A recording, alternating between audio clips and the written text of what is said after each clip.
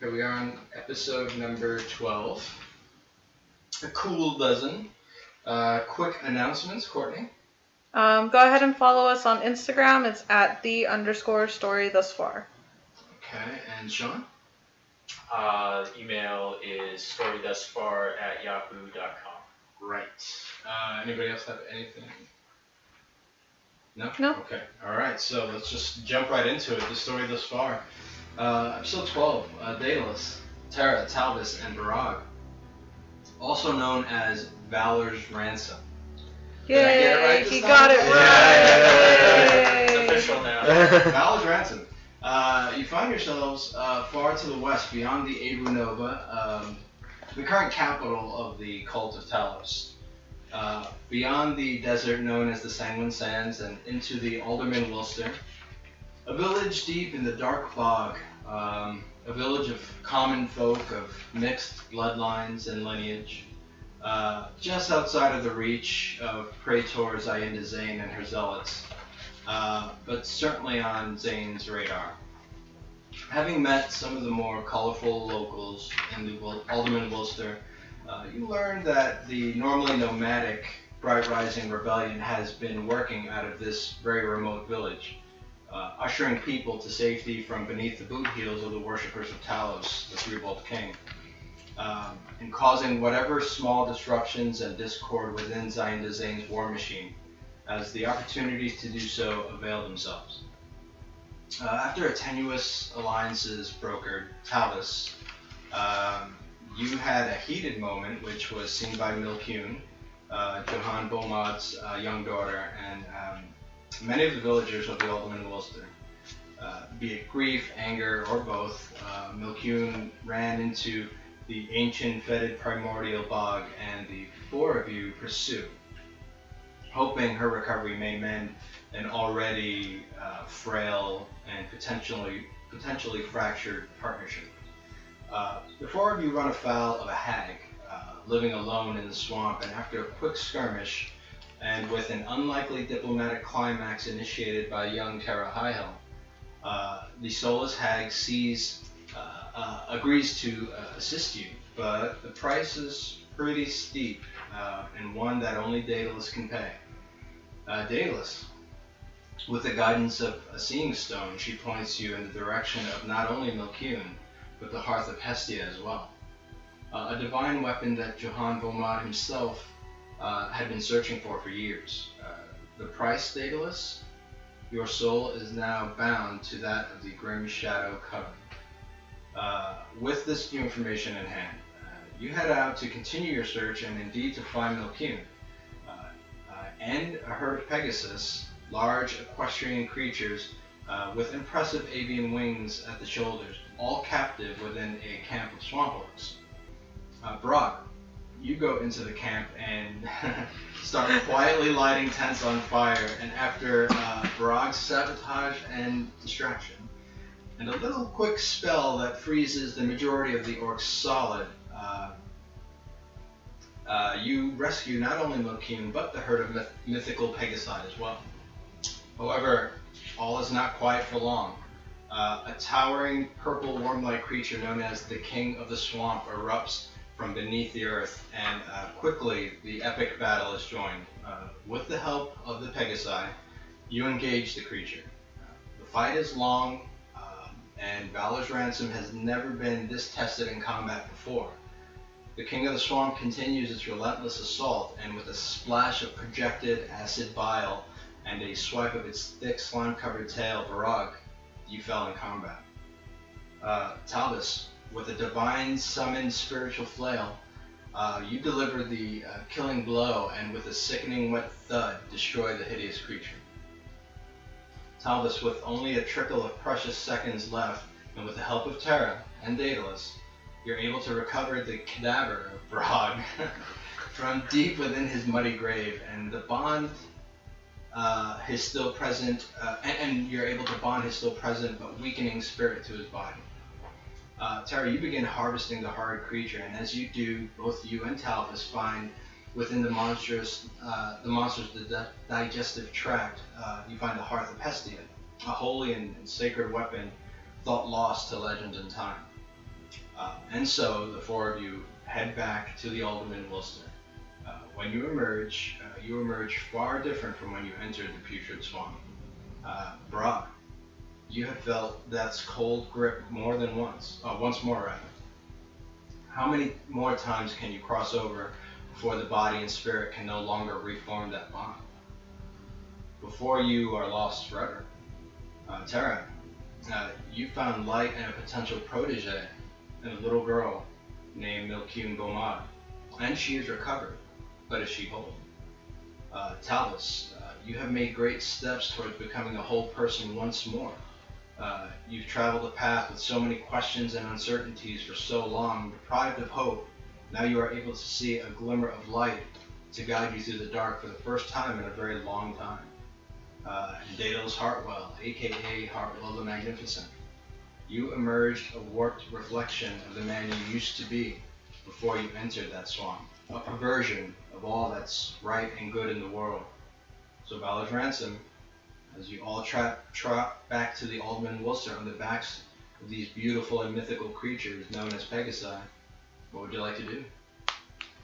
So are we heading into the Alderman Wilster? Well, Yeah. First, did we get Barag on the Pegasus? Yes, you did get him on the Pegasi and Pegasus. That's the more important question. It's a huge creature. He's a dwarf, and it's a creature of some stature. But you managed to get him on there safely and securely.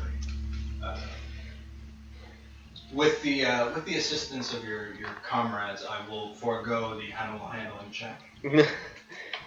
With three of us keeping you on there. Yeah, but the rest of you will have to make animal handling checks. Okay. To get on ours. To get on yours. Okay. Daedalus, for whatever reason, the herd leader, the ebony Pegasi with the fire jutting out of its mouth and its hooves with its black leathery wings, kind of walks over to you as everybody is, getting on their Pegasi. So everybody make.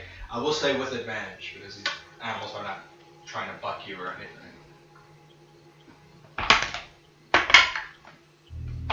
18 modified. Yes. Yeah, I was looking specifically at Talvis the whole time. 18 modified. 8-4, right? Yeah, so 8 modified. 8 modified. So. 18 modified. Do I roll or is it No, because you're good. I'm good, okay. Natural 19. Okay, so everybody manages to get on their Pegasi, which is a challenge. I mean, these creatures are huge. You do not have the assistance of a saddle. You are, riding these things bareback, so it's very difficult even for a master horseman to do. But you are able to do it. Talvis, you've mounted it backwards again. As long At as this point, the Pegasi just kind of looks back at you, and you feel that if you almost feel like it's laughing. You see its eye narrow a little bit, and it just turns its head back forward. So I kind of look around and, well, whatever works. How can you fight it at this point? Yeah, and I as I continually look behind me to make sure I'm not running into a wall or a tree, I just giddy it up and get going towards the village. Excellent. You do see Milkun fly to the rest of the group on her own Pegasi. She was absent during the battle. Obviously, she would be of no use to you guys. She would probably only put you guys in more danger should she try anything. So you do see her and her Pegasi kind of rejoin the group, but she's silent. She's awkwardly silent. But you guys head back to the Alderman Wilster. So very quickly, Daedalus, your Pegasi kind of sees a little clearing in the canopy of the swamp and just starts flapping its wings and just rockets right out, followed by the rest of the Pegasi. They all follow you out of the canopy of the swamp, and you feel the rush of the thick night air past your faces as you are flying. And Terra, you're in a forward position, and you see Talvis is looking at you from his backwards position. You guys are kind of like face to face with each Flipping other. through a prayer book. Yeah. I'm just gonna kind of just like questioningly look, and then I'm just gonna like shake it off, like I that's maintain- Talvis. I maintain that it would take more skill to do something like that than writing it forward. Yeah, you can certainly make that argument. Yeah. that's my story, and I'm sticking to it. Absolutely. Because why not? Yeah. So you guys are not too far from the Alderman Wilster. You've been gone for one night and one day, one full day and one evening. However, the swamp is so thick and hard to navigate, and poor weather. You are only able to travel about 1.5 miles to 2 miles from the actual Alderman Wilster. So it doesn't take you guys long on the back of these beautiful creatures to get to the Alderman Wilster, and you can see kind of like the little oil-fueled lanterns that kind of pepper like the perimeter of the village. And as you guys start getting closer and closer, you see people kind of pointing up, and a little crowd start to gather as you guys start to ascend down to the village and finally land. So I'd like to, as soon as I land, head for the stables. Sure. Okay. And I'm gonna follow suit. Okay. So the Pegasi do land kind of like in the village square, and a bunch of the villagers are, oh my God, Milcune, you guys rescued Milcune, and you do see the village elder as well. Thupneem comes out, and she just embraces Milcune. And it's almost like she's scolding her. She wants to scold her, but she's just so happy to see her alive. But you know that they're going to have a very, very serious talk in a little while. So you head over to the stables? Yeah. Okay. So as you guys, get off your Pegasi and you start heading to the stables, a lot of people they have questions, obviously. Most obvious, you've got this beautiful, elegant weapon. People are, what is that? Can it be the Hearth of Hestia? That was what Johan was looking for. Could it be? And then people are taking it almost, because remember, these are all followers of Hestia. This village was created by the Order. And so they almost are taking it as a sign. It is a ray of hope that they have not had since Johan fell at the Abranova. So you just kind of hear like this buzz of excitement in the air as you guys land. So you head to the stable? Yeah, I'd like to head for the stables and see if there's anything I can use to tie up the Pegasus, like to a post, not tie it up, but to a post, and find it some water and such things. Sure. Do you go with the Pegasus? Yeah. Okay. All right. So you kind of lead it because you don't have a bridle or anything. Right. So yeah, I'll be on foot, just kind of leading it along. Okay. I will make a roll for that. Okay. It seems to follow you. Yeah, it follows you. Do the rest of you follow suit? Yeah. Okay. So you all kind of,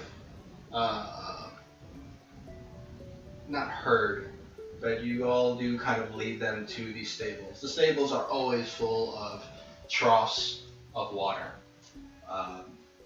Hay is difficult to come by way out here. You're in the middle of a swamp, so normally they do try to find digestive vegetative matter. It's not hay, it's not optimal. And when the True brothers are there with their rhino and their mammoth, the food disappears very quickly. So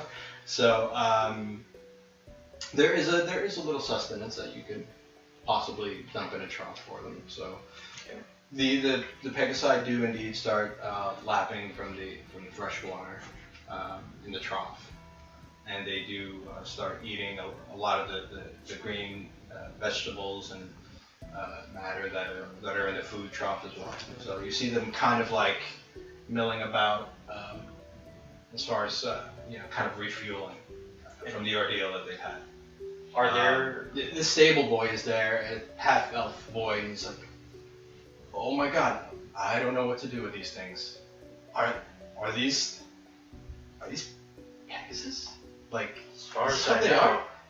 I don't think you need to do too much other than provide for them as you would a horse. Some of them are cut pretty bad. I mean, some of them look... You guys didn't do this, didn't it? Of course not. We found them this way. It's Okay. why we're here. Gotcha. What do we do? Say just provide them some water and some cover, and they will have already had a better life than they have recently. Will do, Lord Talvis. So he goes and he kind of gets this little dish of paste, like this gray paste, and he goes over to one of the Pegasi and he's like, I'm gonna put this on your cut, buddy. Don't kick me in the head or anything. So he just tries to apply some of the paste onto its body, and you just see, when horses kind of like shake for a second? That's what it does. Like the skin kind of like vibrates very quickly, but then it doesn't seem uncomfortable. It just seems like almost like when you put peroxide on your skin for the first time. It's like, ooh, you know what I mean? But he starts kind of applying like this salve to like a lot of the wounded animals. And they seem to appreciate it. So. Are there on the walls or anything like that? Are there any like saddles or bridles or things of that nature? Not really. I mean, you have a leather worker here. You could probably have a saddle made. Okay. But most of the saddles, there's no extra saddles. Okay. So yeah, whoever has mounts, they usually, they stow them in the stables, but they don't have extra mounts for additional animal stuff. What are you doing? I saw you point, so I thought that you were gonna say a word or a thing. I was actually thinking about actually, I'm gonna go and talk to Thupneen. Okay. So she's there and she's tightly hugging Milkune. Mm-hmm. So you hear Milkune say, "I'm gonna get it, huh?" And Thup kind of like just shakes her. She has tears kind of streaming down her face, and she goes, "Oh, child, you're gonna get it. We'll cross that bridge tomorrow." I'm gonna walk up If she were Hispanic, surely the chocolate would make its appearance. It's for you, Mom. So as I'm walking towards them, I'm just gonna look at Milkune and just go like this. Just so tisk, you just tisk. kind of like rub one finger over the other. Yeah. Tisk, tisk. Yeah, as I walk towards So- Milkune. She kind of looks at you and she kind of like nods. Yeah, she knows. Like, you're lucky we came to save you, Milkune. Yeah. Because we almost didn't go out into the night. So she kind of reaches for your hand, Milkune, and she says, "Thank you." Who you should really think should be Talvis. I know there's some bad blood between you two, but we would have never found you if it wasn't for him. He ventured out into the night for you. I really think you should talk to him. And then I'm gonna look towards Thupneen and say we need to talk about the incident that happened earlier in the tavern. Later on when Milkune's not around. I don't think it's me that you need to speak to. I should probably speak to your barkeep then. I don't own the bar. I don't own the missing molar, the missing tooth. Yeah. I just drink water. As I should, probably all of us after this quite She's feat like, we've been through. You look, if I may say, Master Dwarf, pretty horrible right now. You may need some medical attention. You look like you're gonna fall apart. Indeed, I could use with a long nap. You have like remnants of acid burn on your face. Like half of your mustache and beard is like burnt off. Ouch. You look like you've been through it, for sure. I took quite a fall from one of the Pegasus, and we had a fight with a giant purple worm called the King of the Swamp. You've seen the King of the Swamp. Yeah, not only did I see it, but I got my ass kicked by it. Quite literally. That creature is a creature of legend. Most don't even think that it exists. Well, it exists, but the legend is all it's gonna be now because it's dead. I see. Well, get some rest, Mr. Roof. I'm gonna take you up on that offer. I'm gonna go and take a nice long rest now. I need it. Sure. Please. So I'm gonna try to find. In the day or so that you guys have been gone, we've had a few refugees from the Hebrew Nova come, and we've had to pitch tents, make rudimentary housing as much as we can. You guys can all, go to Johan's cottage if you'd like. It'd be pretty tight for all of you though. There's plenty of tents and dry ground if you want a space of your own. I take you up on that cottage. I come from a long history of being a soldier and a general, so I've learned to sleep wherever I can. Sure. So and I'm gonna head for the cottage, Johan's cottage, and take on some rest. Yes, you need it. After what's probably left of my mostly damaged armor. You're going to be suffering from one level of exhaustion. Yeah. You died and came back. So, so you definitely need a rest. Yeah, so I'm gonna make sure to take off my armor though, so I'm gonna whisper the words that my armor, Claude Harath, and my armor will go, and it stands up in the corner. So yeah, as soon as you do that, it kind of like simultaneously all the parts like just fly off you and then reassemble in the corner standing up, just a few feet away from you. Eyes kind of like dim until they're nothing. Sweet. Yeah, I still love that though. Yeah, that's cool. And I lay down with Chimera Rising and take my rest. You really do sleep with Chimera Rising. That wasn't bullshit.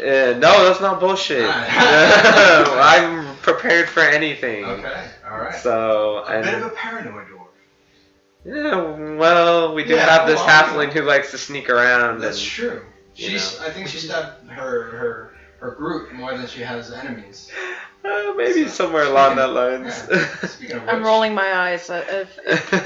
For everybody on the internet, I'm completely rolling my eyes. Alright, Terra. What are you doing? I am actually gonna go to the bar. The tavern? Yep. Sure. The tavern is pretty empty. It's not every day that Pegasus fly into a village in the middle of a bog, so everybody's outside kind of looking at these amazing beasts. But it's pretty empty. Okay. I'm gonna sit down and just hail for a water. Just kind of like exhaustedly, like, water. I need water. Sure. So, you do see a dwarf behind the plank of wood that serves as the bar. It's not the regular barkeep that you're used to seeing. It's somebody else. So it's young miss. You look a little worse for wear.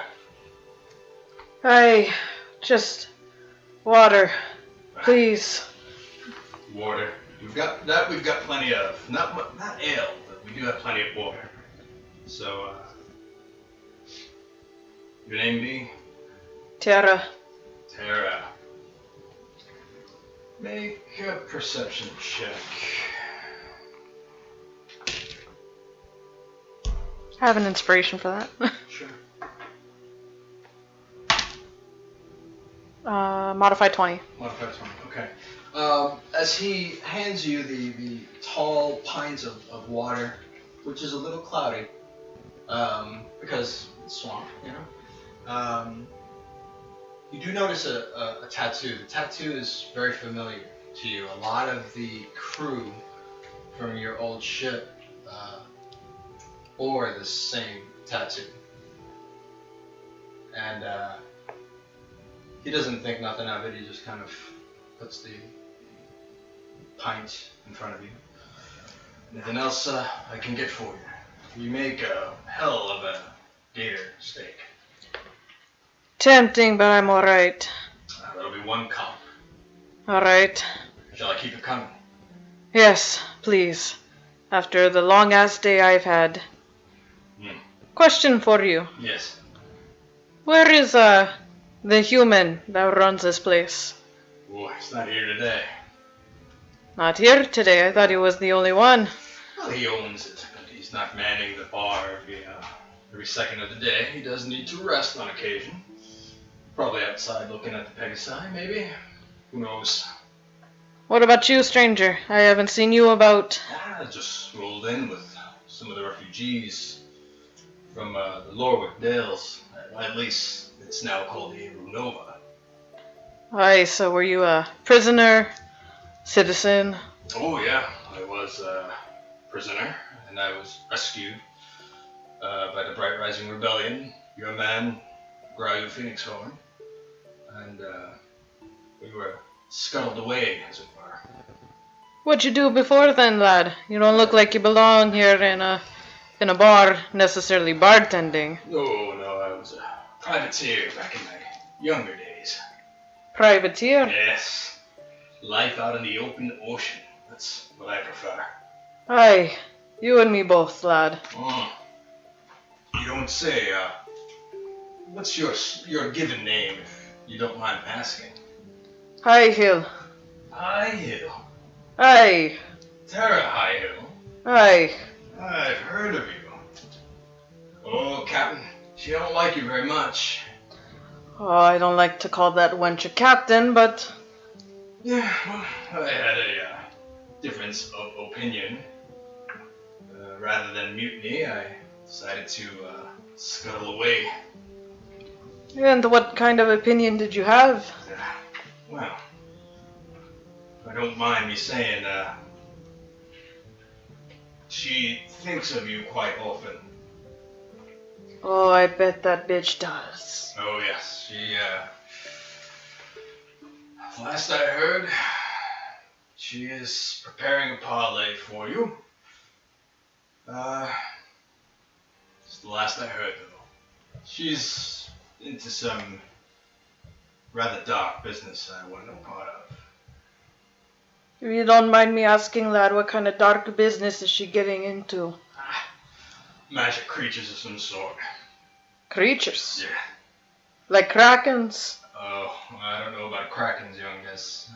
Those are creatures of legend. Aye, we've already fought a few. Yeah, well, from what I hear, you've got some parked right outside there. Yeah. However, I don't ask. I just hoist the mainsails when called for and swab the deck. But they'd go on excursions. Only half the landing crew would come back. I thought, pretty good indicator I should probably leave. So she's just leaving her men to death. Well, high risk, high rewards, I guess. Nothing's guaranteed when you're a privateer, am I right, Miss Highhill? Aye, when She renamed the ship as well. Oh, I bet she fucking did. Yeah, it's quite popular amongst the fleet. You look a little nervous. I am. Don't stop me when I say it. Say it. It's been renamed Terra's Failure. Yeah. She's quite proud of the name. I'm sorry to say. I'm just gonna take a big chug of water and just slam the cup on the counter. And just kind of breathe through my nose. I need to work on me anger. And like I'm just... You asked, young miss. You I did, lad, I did. I don't want to cause a scene, that is... You didn't bring it upon yourself, you just talked. Right. Anything else I can do for you, young miss? Are you planning on staying here? For the time being. I've got no place to go. I see. Well, hopefully, if this parlay works out, I may need a good man like you. Well, I'm not too good of a man, but I sure could use an opportunity. What is your name, lad? Hesak Metal River. He puts his big dwarven mitt out. Bald guy, bald dwarf. He's got a thick beard, thick mustache, bands of iron and steel in the mustache. Skin looks very weathered from life out on the sea. Kind of looks like a dwarf who's lived most of his life on the sea would look, which is unusual because most dwarves they kind of stick to mountains, mines, things like that. But he has really taken to life out on the open ocean. You can tell just by looking at him. Hands are rough and calloused, nails dirty. Looks like a rather gruff individual. Looks like that he also knows how to handle himself as well, though. He's got a couple of daggers out his side. Yeah. So, I'm gonna shake his hand and... Alright, well, for getting me pirate ship back, may need a new first mate, so to speak. Well, I don't know that I'm first mate material, but I'll do my best. Aye, well, you're more honest than me old crew. That says something. I was with those jackasses for years. Trust me, Miss Hill, a lot of those lads are pretty good. They're just scared. They don't want to be, dangled from the bow of the ship, used as decoration.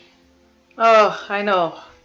She was always, how do you put it? She's heavy-handed. Yes. Yeah, we get that. A lot of the boys and lasses are not too keen on being a landing party on her ship. You may be able to start a mutiny of some sort. I would never do that to my own crew. If they go, I go. True.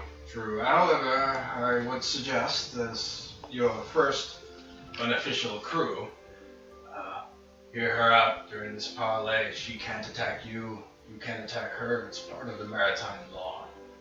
We're both very familiar with that, so Aye. that's guaranteed. If you stay here, I'll send a raven. Give you some coordinates, maybe a map. You meet me there?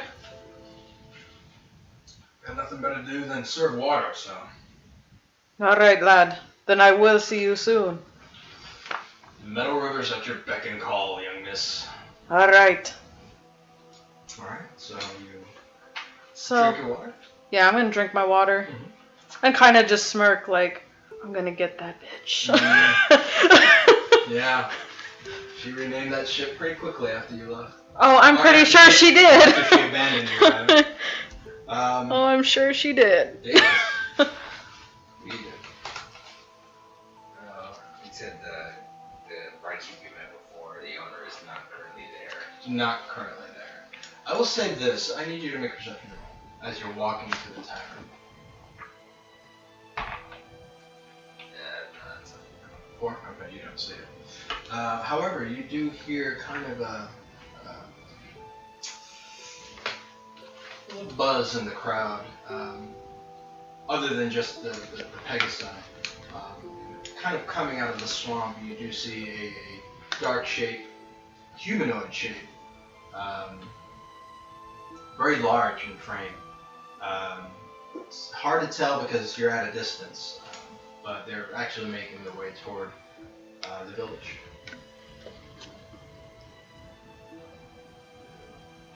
So what do you do? See if I can try and get. Well, actually, I'm gonna hop on Broom and kind of fly overhead and see if I can see it. Just hopefully, whatever it is, I'll see. Sure. So you break out Broomy and kind of lay it horizontally, and it just falls limply to the mud.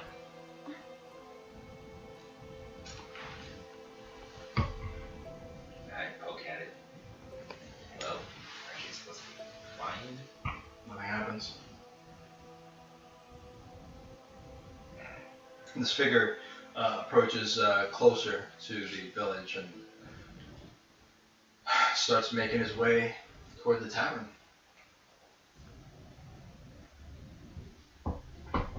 What do you do, Daedalus? Well, I'm gonna try and follow, just hopefully not enough to see. Maybe try and take a. He's not hiding or anything. He's just walking through the village, and he's got a lot of goods. He looks like he could be a merchant of some sort. He's got a huge pack. And he looks like he shouldn't be able to carry as much as he does, but he's got a huge backpack and then another huge backpack. All of this strapped to his back, and he's dragging kind of like this makeshift sled made of wooden slats through the bog, and he's got a bunch of items on that sled as well, and he's just kind of trudging his way to the tavern. And you hear him kind of explosively sound out, I need a water. Anybody have a water? Tavern? Anybody? All right then. So he just keeps walking. What do? You actually make a perception roll. You and not you either. 10. 10. You hear a familiar sound, a familiar voice. You can't place it, but you know you've heard it. Okay, so I head in the direction of where I'm hearing it. Sure. You see a rather large, over 6 foot tall guy. He's actually covered in a makeshift poncho, leather poncho, dragging a kind of sled behind him, kind of tied off at the waist, and backpack upon backpack upon backpack. Do I recognize him? Not from where you are, no. Okay, I'll approach. Sure. So, what do you do? Greetings, stranger. Heard you from all the way over there. Are you looking for some water? So he kind of stops. Well, I'll be. Son of a bitch. So he brings his hood off, and it's Zee Ned from the Abraham, not the Abraham Nova, but The Ashburn Moor. Ashburn Moorings. Thank you. Okay. The orc merchant that you met. Yeah. Ah, what brings you around here? Death and dismemberment and all kinds of hell. Same thing that brought us then. Yeah. I'm just trying to get away from it. Stay ahead of it. It's pretty bad out there. I'm afraid we're sort of have a shortage of room here in the town, but I'm sure you can find lodging somewhere. Got plenty to sell, so hopefully they don't mind me setting up a little tent. Oh, I'm sure they wouldn't. They've already had refugees coming in as of late doing that exact thing. That's what I heard. A lot of people from the Abraham Nova. Do you, by chance, among these things, as I sort of glance at his sled, does anything stick out as far as what he has there, or is it Everything's under a tarp. He's just trying to keep it protected from the elements. Okay. By chance, have any more manacles? Do you like those I've lost pink a couple fuzzy of manacles? They don't have to be pink or fuzzy, whatever does the job, I suppose. You took my last pair, unfortunately. Fair enough, then. Yeah. I would be interested in seeing what you do have, perhaps after you get set up. Sure. Let me grab a bite to eat. I'm starved. They make a great alligator steak over there in the tavern. No shit. Yeah. I haven't had gator steak in quite some time. I'll say the one I had was good. I really haven't been here long enough to say for sure, but hopefully you have the same experience. Talvis, my friend, it's so good to see you. Oh, You as what about well. the rest of your party? They're around here somewhere. Causing trouble? Undoubtedly. Yeah. Yeah. You guys made a hell of a name for yourself over at the Ashburn Moorings. Yeah, I think a bit more of a positive name than perhaps we have here. But, Really? Yeah. Can't imagine why. What you do? Oh, Tell me what you did. That way I do the opposite thing. That way I don't piss people off. just, well, you should be good because you don't have any manacles, you said. I'll put Right. it that way. Yes. How does the Ashburn Moorings fare? Well, they're sending as much support to the refugees as possible. It's a port city, so they're able to get a lot of people away to different continents. People are sailing to the Sword Coast. Just trying to get away. That is our intent to head back there, but I was afraid we might find a city razed to the ground, as so many of these have been around. Fortunately, no, they are alive and well. Good to hear that. Right. I'll see you around. If you have trouble finding me, just check the temple first. Sure. We'll do. The temple would be what? I kind of look around and point in the direction that I think the temple It's is the at. central building. Okay. In the village. Right there. I intend on spending the night there, and probably will do the same as long as we're here. Sure. Sounds good. I'm gonna get something to eat, a little shy, and we'll talk business. in the Sounds morning. good then. And I do head in the direction of the temple at that point. Okay, so you go to the temple. There are a few people there. It's normally not this active in the evening. But with Zee Ned coming into town, you've got you flying in on Pegasi, and you've got Milcune has been returned. A lot of people are up and about. Okay, so, is there a central altar or anything here? Or is it just Yes, kind of- there is. Yeah. There is, okay. So I'm going to approach the altar, just kind of walk past whoever I see in there, and approach the altar and place the hammer that I got on it, Sure. and just kind of step back to like the first maybe row of seats or any seats that I see there. Mhm. Just kind of sit down and start praying over the hammer in silence. Okay. So you pray in silence, and in this holy place with Hestia's name on it, you do feel a warmth as you are kind of looking at the Hearth of Hestia, and you do feel a warmth and a comfort. Your soul is in less disorder than it used to be. So, for lack of a better term. And how many people roughly are there in the temple? There's only a handful, maybe about 4 or 5 people. They all kind of, as you come walking in, I mean, you're a heavily armored human. And you come and you kind of offer this beautiful weapon that nobody's ever kind of seen. It's kind of a legendary thing. It's almost like as if somebody came with a cross blessed by Christ. You know what I mean? It's that significant. People kind of like turn their heads and kind of look at you, kind of come in, and they kind of hold this whole thing in a sort of revelry. And it's probably something that they'll talk about for a long time. Okay.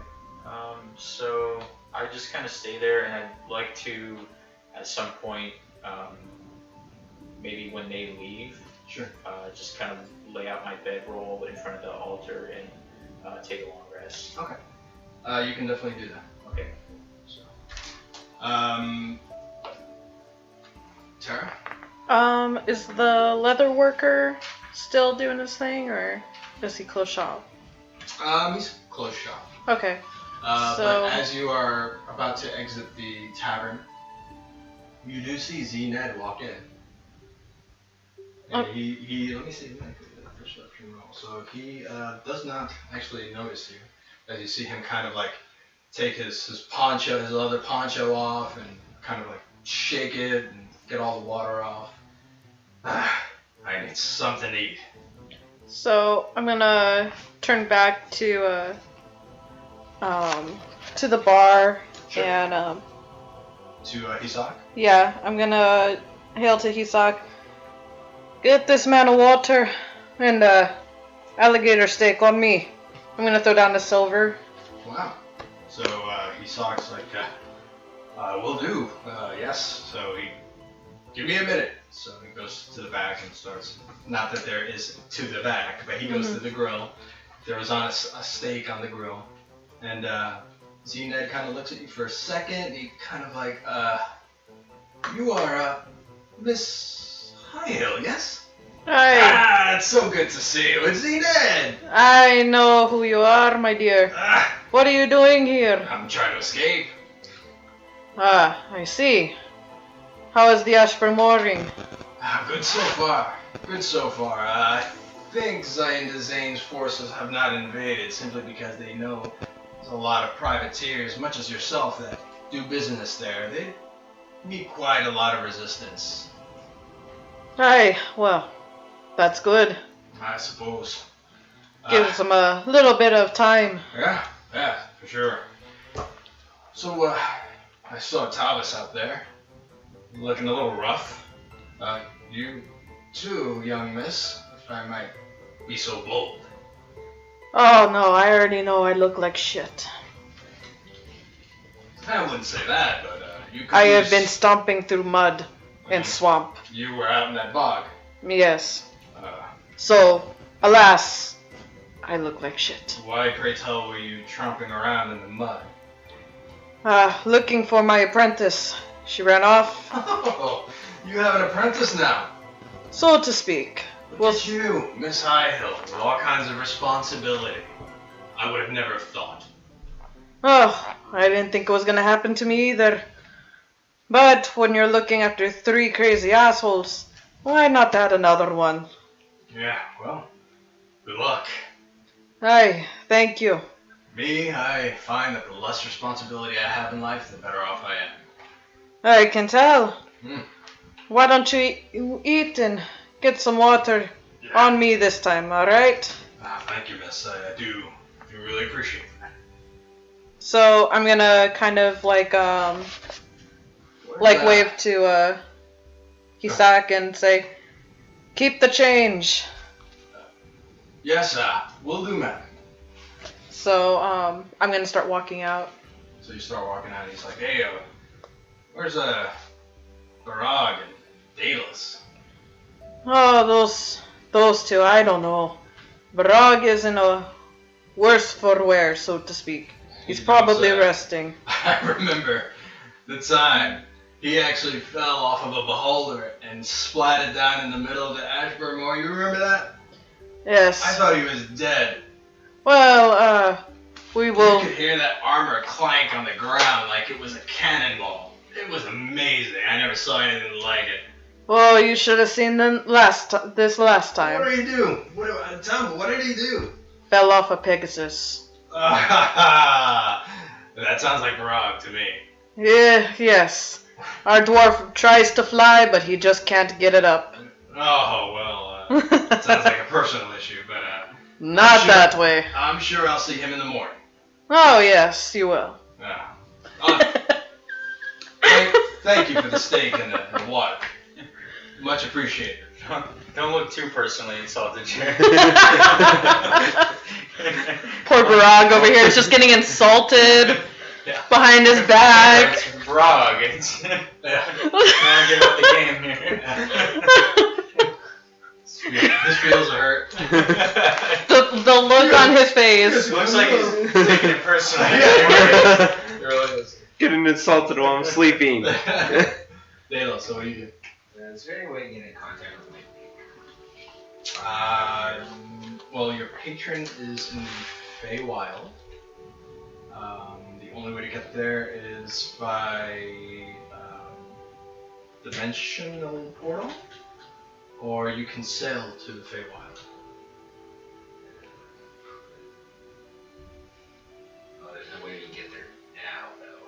It's not accessible to you. I'm just gonna go inside the cottage where he is. Just find a place to meditate. Where Barag is? Yeah, the same cottage. Just Sure. maybe, I don't know how big it is. It's not too big. I mean, you guys can fit in there. It's tight squeeze. Really, it's made for one human and a small child.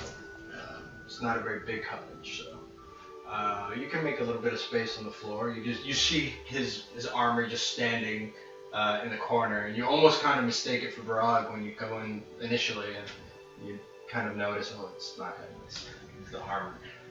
But yeah, you can clear off a little space. And, Okay, I can clear out some of those spaces and Okay. start meditating. sure. Your meditation is troubled, obviously. A great darkness has befell you, as it were. But you do get your what constitutes a long rest for elves, which is just 4 hours of meditation. So what are the rest of you doing? Is my family still in the town? Yeah, of course. Do I know of their location? Yeah, they've got their own little cottage. It's a small cottage, but because they're halflings, they actually fit in there quite comfortably. But it was pretty late when you guys arrived, so they're probably sleeping. Yeah, I'm gonna wake them up. So Sure. I'm gonna go up to the door and knock So, kind of loudly. Sure. So as you knock rather obnoxiously, Davin is the one to answer the door. And Terra, you got, is everything okay? Obviously you're alive. What about the rest of you guys? Yeah, they're fine. Alive-ish, sort of. Well, everybody else is alive, but Barag's kind of So you hear your parents in the background. Is that Terra? And everybody kind of rushes to the door at once and kind of hugs you and hugs you tightly. And your mom God. says, "No more on the bog." I can't promise. Can you please, all of you? Oh yeah. So they all kind of give you a little space. Terra, so we were so worried. We had sentries posted. Grayu's doing something with a large metal thing. I don't know what it is, but they've been at it for a day at least. But I'm glad you're here. So did you find her? Did you find the little girl? Aye, we did. Oh, thank goodness. Yes, well, Thank goodness. she's in good hands now, but And then you hear your dad. Speaking of good hands, come on, child. You're sleeping here, in the High Hill Cottage. aye, Papa, whatever you ask. Don't backsass me. I'm just gonna kind of roll my eyes. So you do. You roll your eyes. It's unusual for you. Your family. During the best of times, you were never really close to your family. But it seems like during the worst of times, your family has really bonded together. And it's unusual. But there you are with your brothers and your parents. And you are closer than you've ever been to any of them. And so you bunk down for the evening. Is there anything else you'd like to do before you bunk down? No, I think I'm You good? gonna take a long rest. Sure. Barag, you are out. There is no question for me to ask other than how loud do you wish to snore, because you are out. Loud enough to make sure Daedalus doesn't meditate. Sure. No way Daedalus is meditating. Daedalus's meditation is rough, to be sure. You have dreams of an impending doom. You don't know if it is directly related to Zion Design, or your recent evolution, this darker turn that Daedalus Hartwell has taken in his life. But your meditation is troubled. But you guys do all get your rest. You recover your spell slots, hit die. You wake up the next morning. And there is a buzz of activity within the swamp village. People coming back and forth. Your parents serving as cooks. And your brothers are actually helping, kind of bus there's no real plate, so they're just using like metal dishes. They're busing metal dishes for kind of the workers within the village. Mm-hmm. So what do you guys do? Am I awake at this point? Yeah, you're all awake now. It's the sun has risen. Talvis, you are laying within the temple of Hestia. The Hearth of Hestia is still on its altar. And as you kind of like wake up and you open one eye, every single pew in the temple is full, staring at you. And then as soon as you kind of open one eye, you hear everybody like, kind of like take a deep gasp, and then kind of like.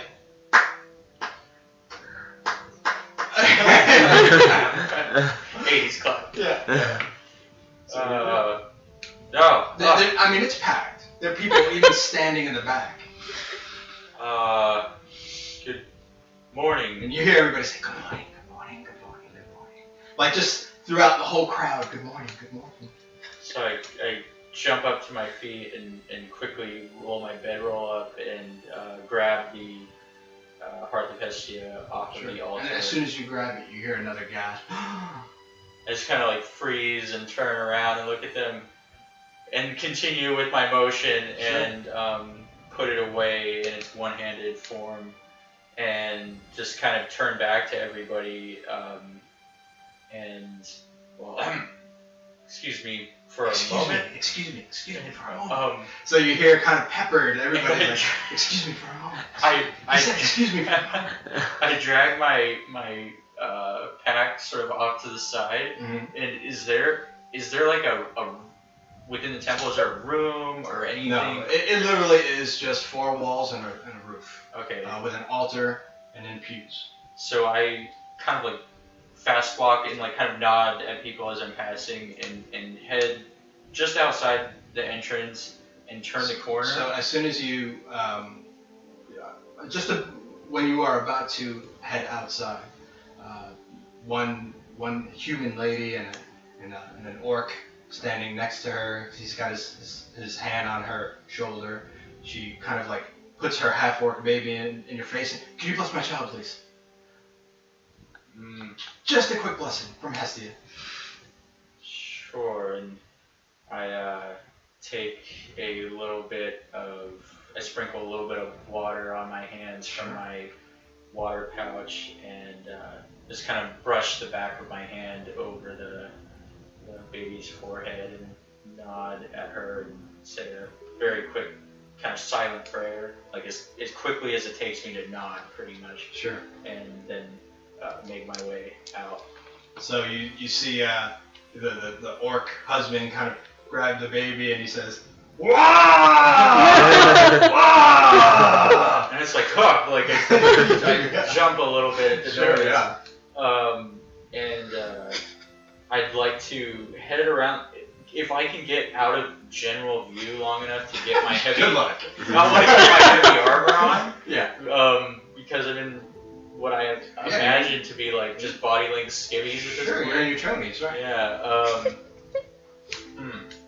I just kind of look around. This is so good. And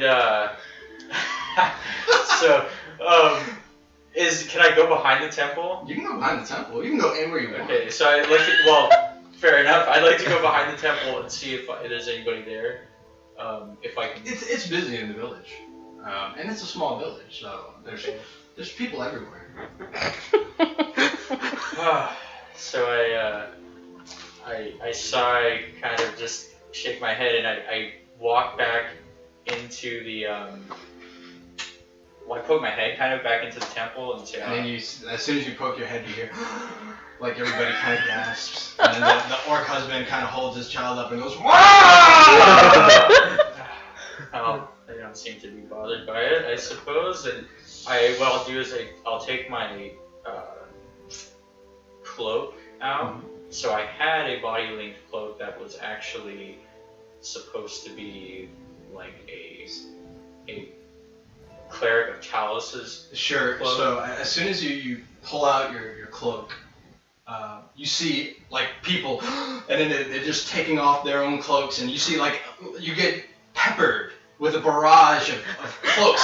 Are you here? There's like a pile of cloaks now sitting in front of you from people just tossing cloaks at you. So thinking better of having a cloak of Talvis wrapped around me, I sort of stuff that back in my bag and I pick out what looks to be maybe the cleanest and relatively speaking within a swamp. Sure. I will return this shortly. And so you hear from the very front of the church would be the back of the church for you because you're at the front. You hear, "You can keep it, dude." It's very kind. You took my cloak. I wrap it around me and do I recognize anybody in the audience specifically? You see a couple of the Right Rising Rebellion. You've met them on the road when you were going from the Terransby village to the Abru Nova. And then when you were leaving the Abru Nova, you see a couple of familiar faces. Sure. Yeah. Okay.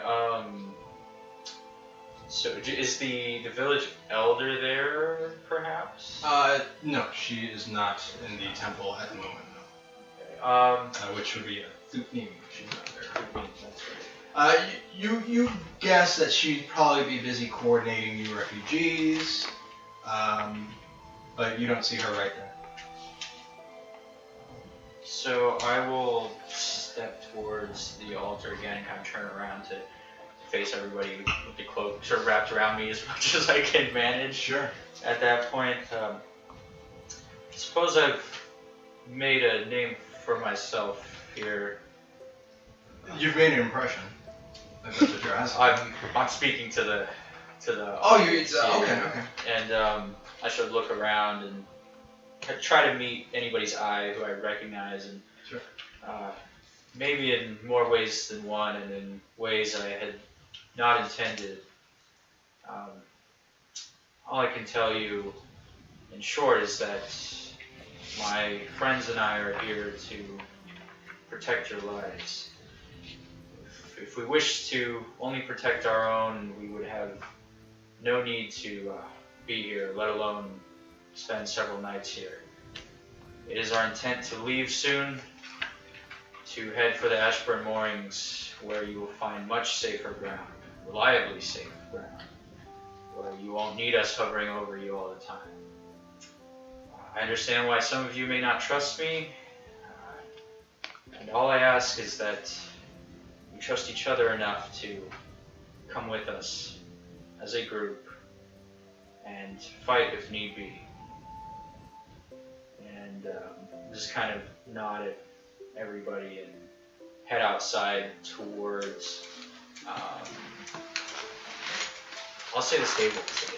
Sure. And as you were making your stating your case or making your plea to the folks in the temple, and it was a large gathering.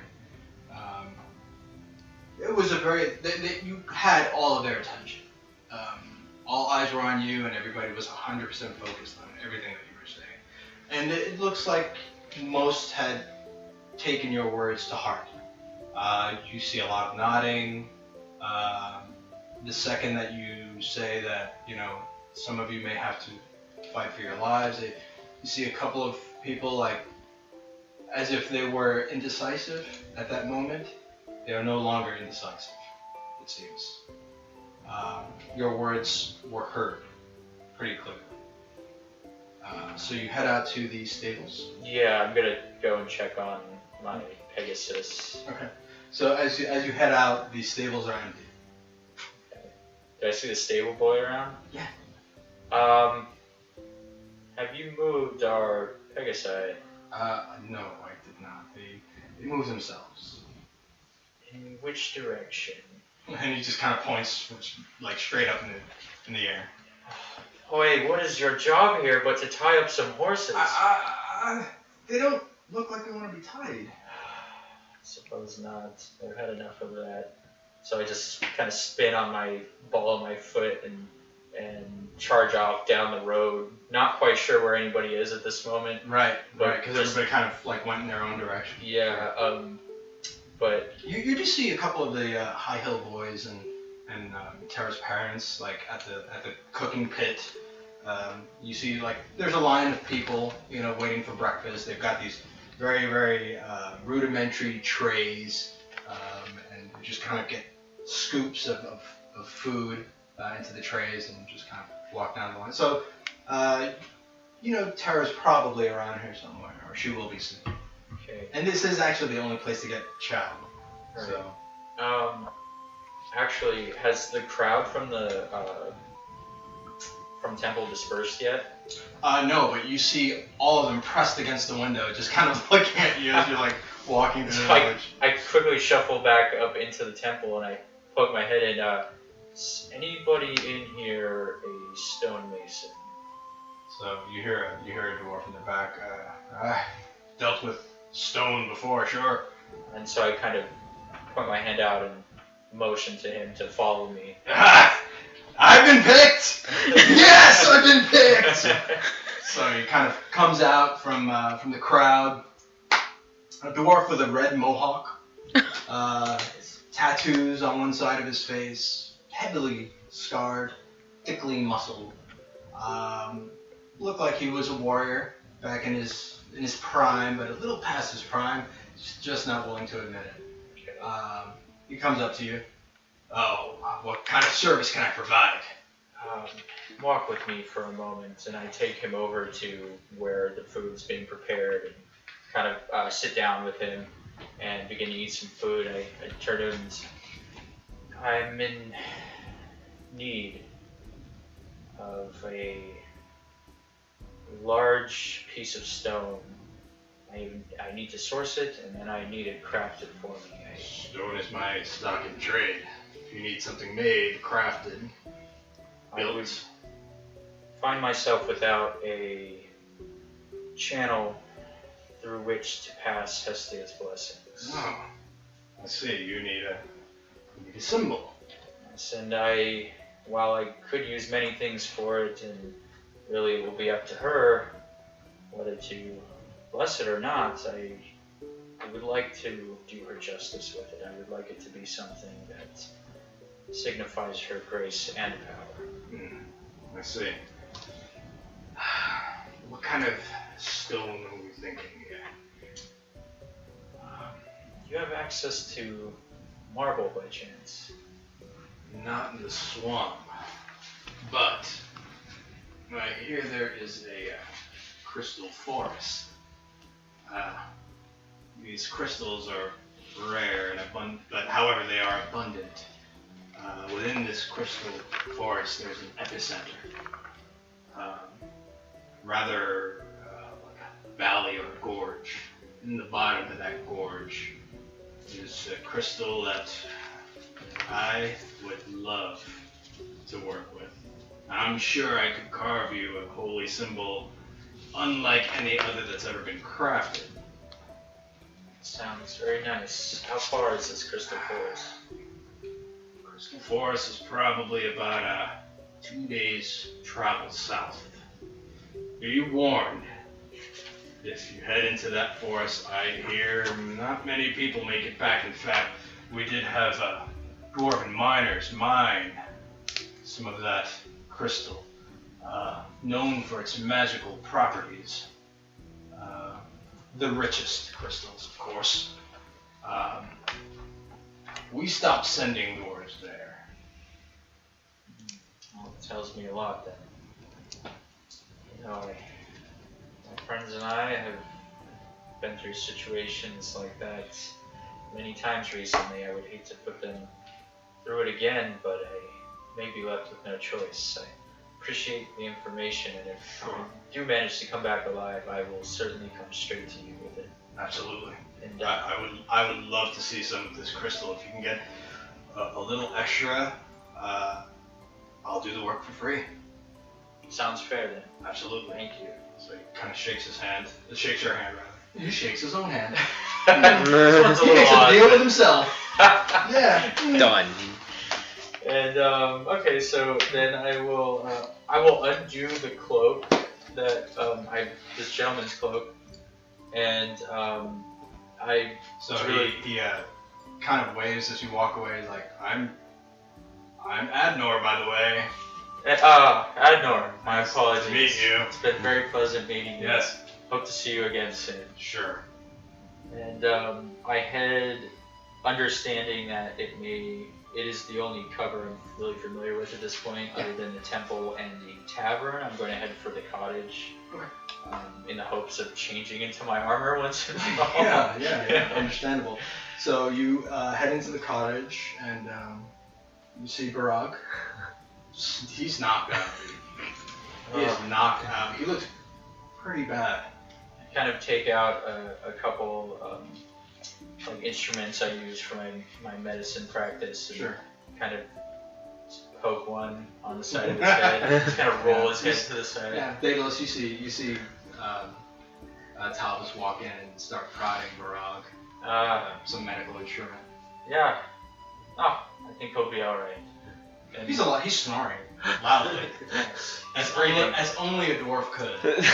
He's breathing quite heavily. This is a good sign. Yeah, but you kind of stir at the prodding of Talvis and his medical implement. So I'm just gonna. As you open your eye, he's like hovering right over you, just poking you with this thing. I just look up and I whisper, "Claude got through," and then my armor flies right towards me. Okay. So as he kind of whispers that, you get hit by a bracer, and then a breastplate, until you kind of like roll out of the way, and you see, this armor kind of like just attach itself to Barag's form. So am I like on the floor? Am I? You were just hovering over him, poking him, and then you just got hit in the face with a bracer, and then got hit in the face again with a breastplate. So you just kind of like managed to roll out of the way. Okay. Oh, he's awake. Thank goodness. And I kind of shuffle off into I'll try to find an empty room so that I may put my arm Well, around the cottage is like most buildings here. It's just a cottage. It's just 4 walls and a roof. So. A lot of these buildings, you can surmise, are not meant to be permanent. They're just there for shelter. Is everybody here? No, Terra is not, but Daedalus and Barag are. Okay. Oh, sorry, gentlemen. And I just begin to change and put my armor on. I'm just like this, and I was like, I don't care. Go ahead. It's the only place I could find. You should see the temple right now. I heard a bunch of gas. Sounds like I'm not the only celebrity here now. Oh, that's true. Seems that way. So as you guys are, and Terra, you hear this as well. As you're getting dressed and you guys are ready to start your day. You hear barking outside, more toward the center of the village. Come to Zee Ned's. Well, it's not really a store or a shop. It's just a blanket with a bunch of crap on it, but it's really good crap, I swear. I hear that? Yeah, you hear it from a distance. You hear him kind of barking for sales. Oh, Zee Ned's open, and I dash out the door. There you go. Well, that was fast. He sure did put his armor real quick. It's 10 minutes. So I pause with one grave on, like, oh, Zee Ned's open, and I take the 10 minutes, and as soon as possible, I will head out the door. Yes, excellent. Alright, so hold on one quick second. Okay, so, Terra, you do see kind of this activity going on. And you hear Zee Ned, the familiar voice of Zee Ned. Actually, is there like a metal worker or a leather worker in?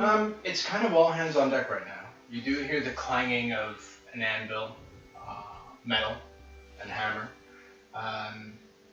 It's off in the direction where the leather worker is, but away from the stables, because a lot of mounts don't like loud noises and things like that. So I'm gonna do that. It's kind of like on the opposite side of where the stable is. Okay, then I'm gonna head towards that direction. Sure.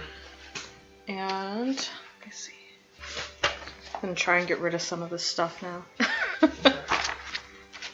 So you do see a dwarf, kind of at the anvil. He's got these black goggles, big thick black beard, His hair is kind of tied kind of like in a top knot. Very burly dwarf.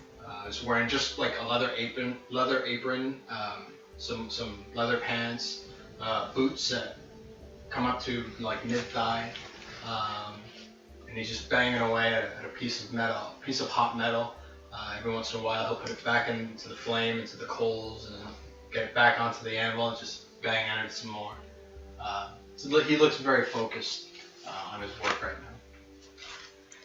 So I'm gonna try and see if I can get his attention by like kind of waving him over.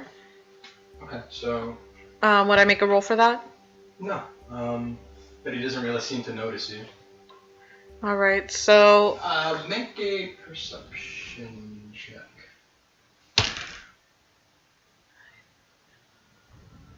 14. So, as you are kind of looking at the dwarf who's just going to town on this piece of metal, like over his shoulder, just outside of the outskirts of the village, what would be considered the bog, you do see a large kind of humanoid shape, probably about 10 feet tall, just kind of looking between a couple of the trees at the activity in the village. And then this is behind him, or? Behind him. So I'm gonna actually walk towards the humanoid figure. Into the bog? Yeah. Okay. So you walk over toward this humanoid figure, and you start recognizing the kind of features as you get closer. Very ogre-like in nature, but not. The features are ogre-like in nature, but not as strong as other ogres that you've seen. And he kind of looks at you as you make your approach. So I'm gonna just kind of like wave at him, like kind of like not threatening, and hi lad, what are you doing out here? So he just kind of looks at you, and then just looks back at the village. Doesn't say anything. I'm gonna look back at the village and look back at him. Are you curious as to what's going on? So he kind of looks down at you. He says, "No, I am not." Then why are you looking there, lad? So he kind of brushes his nose as he's thinking. This is my village. This is your village. I haven't seen you here before. I worry some, so I stay just on the outside. I see. How long have you stayed here? The whole time. I see. Why don't you come on in, get some food, some water? No. Can I get your name? No. Very well then. So, as you say very well, then you see him make a fist and just slam it right in front of you. Leave me be. I'm just gonna throw my hands up and go, alright, if that's what you wish. And turn away and walk back to the metal worker. Okay. So, as you are walking back into the village, you kind of feel the intensity. He's just looking at you. He's staring at you. It's almost like he's kind of memorizing every molecule of Terra as you kind of walk away. So I'm gonna go back to the metal worker. And is he still going at it with the metal piece? Mm-hmm. I'm gonna actually try and get in front of, where he's banging. Not like in the direction, like kind of like in his line of sight. Sure. So he kind of like stops. So he puts his goggles on top of his head. How can I help you, miss? I need your help a little bit. I'm busy, but I'll do my best. Have you ever worked with spider fangs before? Spider fangs? Like itty bitty little tiny spider fangs? Oh no. So I'm gonna go into my sack and pull out these 2 giant spider fangs. Whoa, this is some pretty big fangs. Alright, well we ran. Looks to me like you need some sort of taxidermist. Well, I was hoping maybe you can chip some stuff off of here. Maybe make a dagger or 2. I don't really work with organic material. I mean, I can make you a hell of a hint if I had a proper shop. Otherwise, I can make you something that's functional, given the materials I have available. I see. And where would you say? Where could I bring like organic material? What exactly are you looking to make out of spider fangs? Exactly. Anything that might deal some poison. Oh, you're looking to stab people with it. Oh, of course. Well, suddenly I'm a little nervous talking to you, miss. Don't worry, I only go after the big guys. Alright, well, I don't know, perhaps the enchanter, magician, taxidermist. Like I said, I can make you a hell of a hilt, but I make farm equipment, swords, shields. Alright, well. Sorry to disappoint, but I will. I'll make a hilt. Why don't you do that, lad? That works for me. Alright, I'm gonna put it on my list. I'm gonna put a pin in that. Alright, you got yourself a deal. How much will it cost me? Give me about 1 silver. Alright. So I'm gonna reach into my bag and pull out a silver and place it down to him. Okay. Very good, miss. Come back in about 2 days. I should have a hilt ready for you. Alright, thank you. Alright. So he just continues to bang away. Alright, so... You just see he's like just dripping with sweat from just having to be in near that forge all day. But yeah, he's busy. So, did he say like there was like an apothecary or? Are you gonna ask him? Oh no, when he was explaining like where to go. No, he said that you should probably maybe go to a taxidermist or an enchanter of some sort. Okay. So I'm actually gonna go. I don't think actually. Hold on. No, I don't. We actually gave that away. So I'm gonna go to the middle of town where I guess my family's at. Yeah. As you head to the middle of town, you see the 3 fellas in the middle of town. You see Talvis has just finished speaking to a dwarf with a big red mohawk. Kind of looks like he may have been part of a warrior caste of some sort. And everybody's kind of getting breakfast right now. You do see Gryu Phoenixhorn is kind of supervising not the construction, but the implementation of a brazier, a large brazier that they're kind of lifting into the air, using ladders and scaffolds and things like that.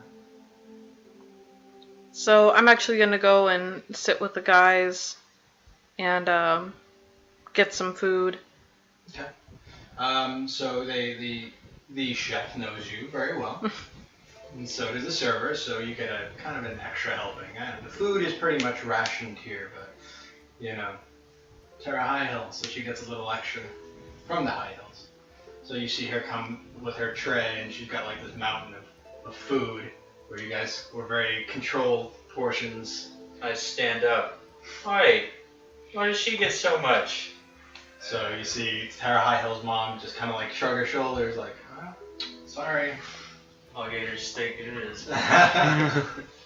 So I'm just gonna like nod to my mom appreciatively, and Just winks at you. and I'm just gonna start eating. I just kind of shrug everybody off and head in the direction of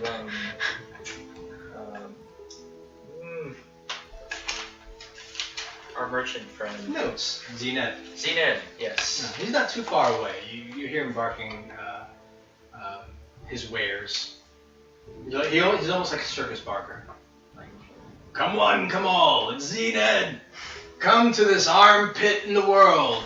I mean, this beautiful, quaint village in the swamp. How are you doing this morning, Zee Ned? Doing good, all things considered. Is business moving along? Slow. Everybody's busy. Not trying to be a profiteer, you know. I know everybody's got their thing. However, man's got to make a living. Absolutely. Sure. Which is why I'm here. I'm hoping I can help you do just that. Sure. What do you propose? Well, let's see. And I reach into my pack and I pull out. I kind of look over my shoulder to make sure that I'm out of earshot and sight, generally, of Terra. And I pull out my. Terra's going to be busy with that plate for at least 20 minutes. I pull out the. Let's see. 3 beaks and 3 talons that we got during our owlbear encounter. Mm-hmm. And say, I'm not quite sure why I held on to these, but are they of any value to you? Well, jewelry makers love things like that. You know, they sell them to barbarian or dwarves and half orcs, Goliaths. They love to use them on necklaces and bracelets. I'll give you. Let's see. How many claws are you willing to separate with? Let's see, we've got 3 beaks and 3 talons. I suppose I have no immediate use for them, so they're all yours if you'd like them. Sure, I'll tell you what, I will give you a silver each for the claws. For the beaks, 2 silver each. Okay, so... If that's amicable to you. That sounds amicable to me. So I know a couple of jewelers who just love shit like this. Yeah, I thought that might be the case. Oh, so we're talking 9 silver total? 9 silver sounds good. Okay, so I hand them over to him. Sure. I mean, he hands you the silver. Now, the thing I find myself needing the most is potions. Potions, yeah. Don't we all, right? Yes. You more than most, I would assume, you and your group. Unfortunately, the ones I got from you last time are long gone. Are they really? Yes. Wow. Okay. So let me look into my stock. So you see him pull out this leather case, and the leather case has. He opens it up. It's got kind of like red velvet on the inside. It's got 12 little spaces where flasks would fit in perfect. So he opens the leather case and you see 3 flasks left. He's like, well, I got 2 greater healing potions, and then I've got a standard healing potion. And that's your entire stock right now? That's my stock, unfortunately, yeah, sorry. 2 greater and a standard. Yeah. We kind of lean over and look into the case. And what would I also have a frog skeleton that dances on its own. It's pretty amazing. Is enchanted? What brought you to this frog skeleton that dances on its own? Believe it or not, it was in a trade. Yeah. Some mysterious traveler. Yeah, you know. I thought it was cute. Probably entertain some kids. You know. Yes. Perhaps terrify some kids. Or perhaps, yeah. I'll take it. You're okay, great. That's gonna be just 2 gold. 2 gold, and how much for the potions, or does that include the potions? No, that does not include the potions. The potions Let's take a look here. He starts kind of like going through his list as the DM starts going through the DM. Actually, quick question. Does Sure. Talvis even have any of the money since I'm the one that carries it? I have my own phone purse. Uh-huh. Don't you worry your pretty little head. He's got I do it have all some. covered. I do have some. Okay, cool. I have it all written down. I have it all. Alright, so... I just want to make sure, because the last thing we need is for you to cause a scene. Like, I totally have it, like, looking for me or something. Turns out Where's I'm gonna Terra? fight you to the death. Yeah. Alright, I'll tell you what,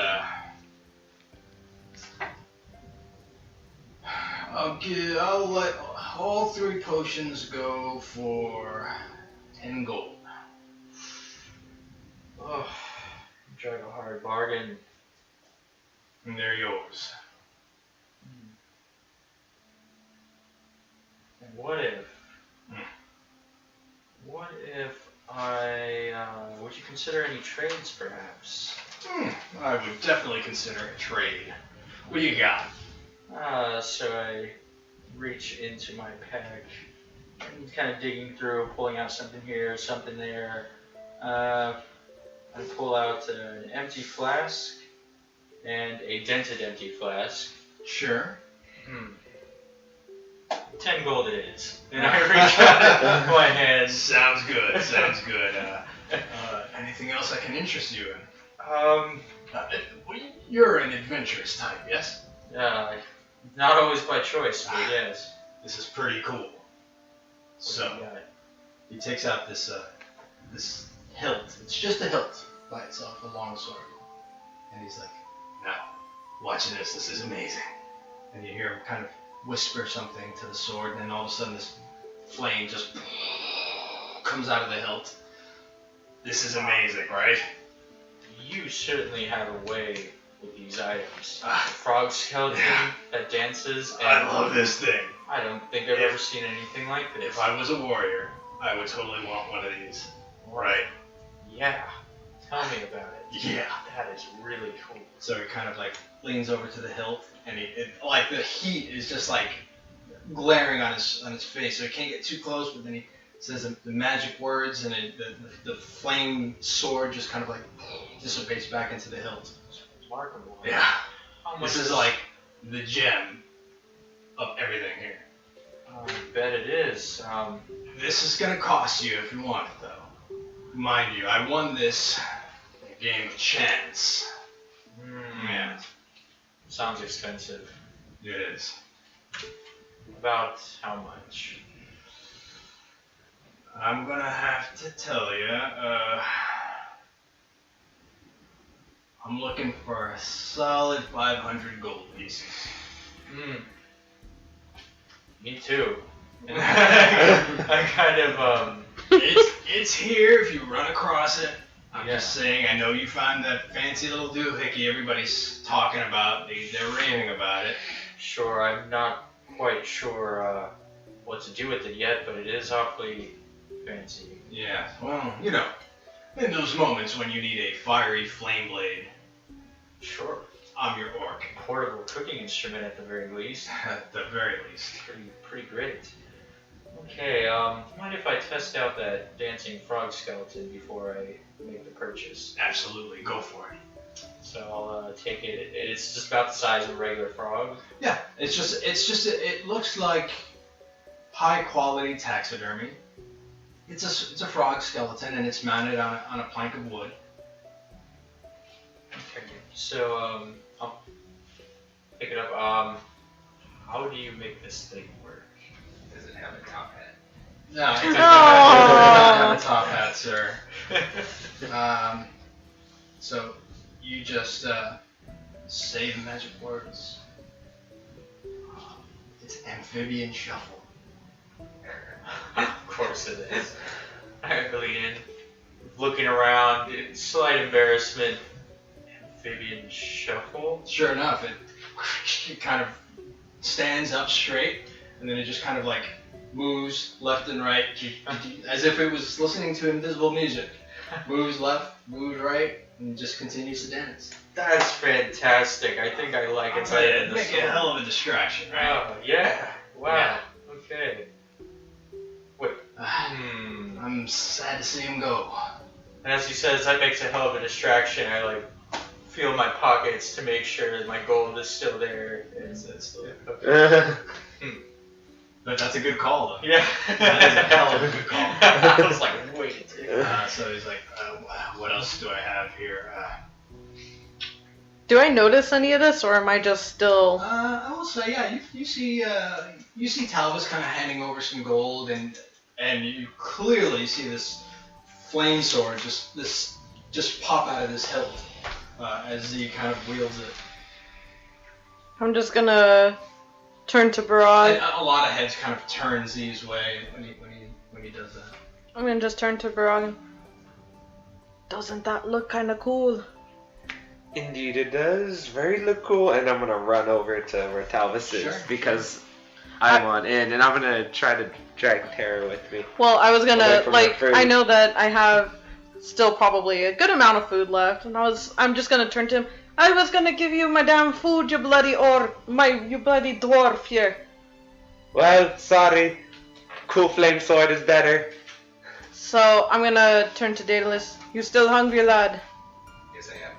So I'm gonna give him the little bit of food I have left. Sure. And Daedalus has his own plate.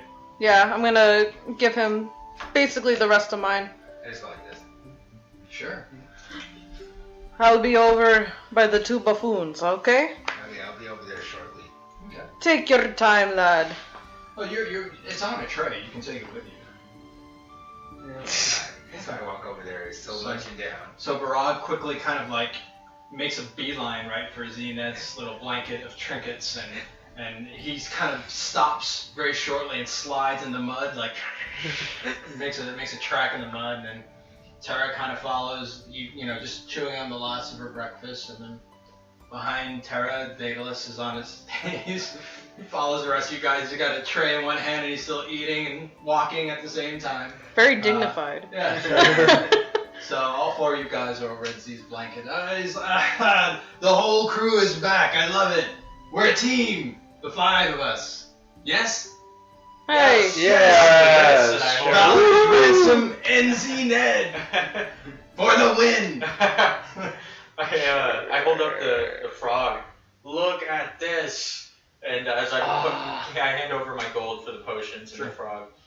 Check this out. And he's got a flame sword or something too. But, yes, and so I kind of not wander off completely, but I'm just kind of walking around watching this thing dance. Sure. And it's dancing on its little wooden pedestal. It's doing the amphibian shovel. Oh my. So what do you guys do? I'm gonna ask actually about the flame sword. I'm just gonna. I saw some fire over here. It's my best item. What would that In the be? lot. And what would that be, lad? As far as coin, is that what you're asking? I'm asking what it is first. Oh, it's a sunblade, so I hear.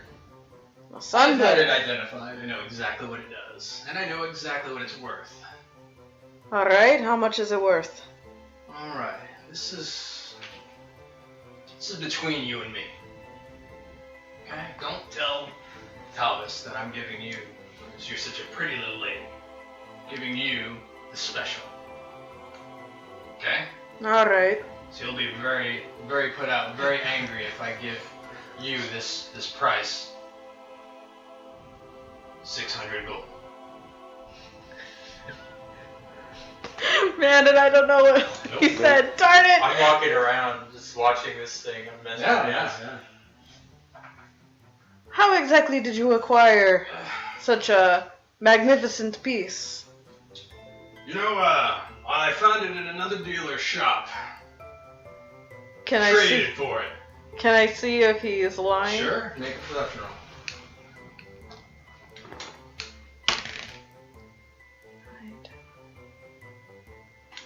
16. 16. Best you can tell, you know he's not being 100% forthright with the origin of this plate. So I'm gonna kind of pat him on the shoulder. Now, Zee, We did you a few favors before, right? I'm doing you a favor at 600 gold. And you don't tell anybody I offered this to you at 600 gold. Are you sure that's I'm sure. the lowest you can That's go? the lowest I can go. How about 500? No, that's an insult. Oh, I bet it is. Just like it's an insult as to maybe how you got that blade That there. is an insult. It doesn't matter how I got it, just that I have it. How about a game of chance? Give him a chance. Games of chance are for fools. I'm a businessman. I'm sure you are. Yes. How about this? Yeah. I win, Sure. I get the blade. Just like that. You win, I give you 700 gold. No, I'm not doing that. I cannot take a loss on this beautiful one-of-a-kind blade. Alright, I guess it's I'm a businessman, you understand. Zee Ned is only here looking out for the financial well-being of his customers. I see. And since I'm giving you the super secret Zee Ned discount that nobody knows and can never know about, I'm willing to part. I'll tell you what. I'll even sweeten the deal. How about that? And he looks over at Barag. Barag, I'm sure you've seen these before. And he brings out two small stones with dwarven runes carved in them. Go ahead and make an intelligence check. With advantage. Okay.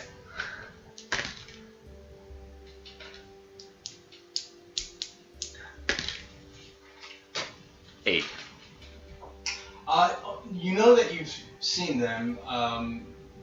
They're a lot of rich dwarves have sets of stones like these, but you're not quite sure what they do. So, any insight you can provide on these a little bit more for me? Sure. Here, you take one of these stones. Reach out and I take the stone. I look at it and turn it in my hands. Alright. Just keep walking. Okay. And I just turn around and start walking away, very bewildered. Keep going. I'll tell you when to stop. Alright. Keep walking. So you're walking 50 feet. 100 feet. Mm-hmm. And then you hear, coming through the stone, you see him talking to the stone. You can stop now, Barag. And then you hear it actually come to the stone that you're carrying that says you can stop now, Barag. My eyes get big, like, I look underneath it. Talk to the stone, Barag. Are you under the stone? It's magic. Wow, shit, look at that. They're called sending stones. And you hear Barag's voice on the other side emanating from this stone. You hear him say, "Oh shit, look at that." Coming through the stone. That's in Zee's hand. Well, I'll be damned. I'll tell you what. These sending stones are amazing. And if you need any sort of covert op, you know, like you muscly do-gooders and adventurers like to do, this is an invaluable tool. You buy this and the sunblade. I'll knock 100 gold off the sunblade, bring it down to the rock bottom price of 500 gold. It is against every instinct that I have in my body right now, but 500 gold. For both? For the sunblade, and another 300 gold for the stones. Total 800 gold. You are not going to find a better deal. So, as he says that, I'm gonna kind of... You hear them still haggling through your stone. I'm gonna kind of like yell to like the stone, "Barag, what should I do?" And I'm just gonna yell back through the stone. Not to Terra, but to... I'm just gonna yell to him, "Drop 100 off of each and we have a deal!" So as you're yelling at the stone, like people in the village are just kind of looking at you yelling at a stone like, Jesus Christ. What am I doing? Like, He's gone completely mad. As you're just screaming at this stone, I can't. I'm firm. I'm taking a loss on this Sunblade, Messiah. Well, and I hear this come out. I go, well, we'll offer something on the table with the money. You drop another 100 off, and we owe you a favor. Trade. We're talking trade here. Or As services. Fine, services considered with it.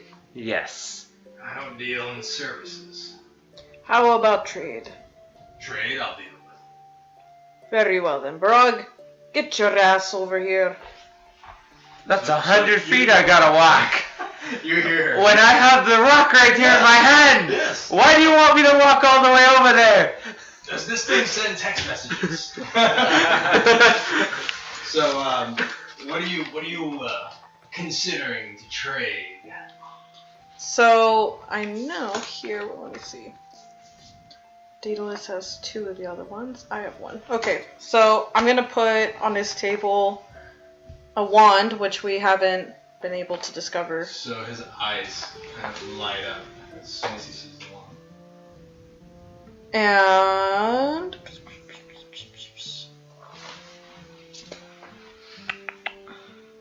the 2 rubies and the spider venom. The 2 rubies were worth how much each? Doesn't say. I believe they were 400 gold. I believe so. Okay, so 2 rubies. 400 gold each or 400 total? 400 gold. Okay. So 2 rubies. Spider venom and then the wand. The unknown wand. Because Daedalus has 2, but we don't use wands. Right. So you see him smile. Oh, by the way, Talvis, it's called the boogie skeleton. Okay. The boogie skeleton. Yeah. It's actually a toad.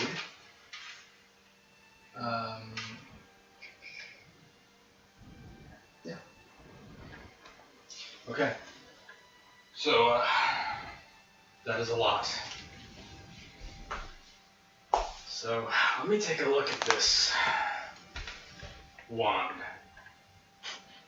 So, yeah, it's going to cast Identify, because he's Zee Ned, and he can do that. Dun, dun. Dun, dun, dun. Meanwhile, Daedalus is just eating and chowing as I Yeah, put down a Daedalus is wand. watching all of this. As she puts down one of the wands that you guys found. It takes 1 minute for him to use Identify. Alright. So, he sprinkles a little powder from his pouch. Says an ancient incantation. Daedalus, this is all familiar to you. This is the ritual that you wrote in your spellbook, and he's following it word for word. And so you see him release arcane energy, and he opens his eyes and he's like, so, Sunblade, rubies. I don't want the venom.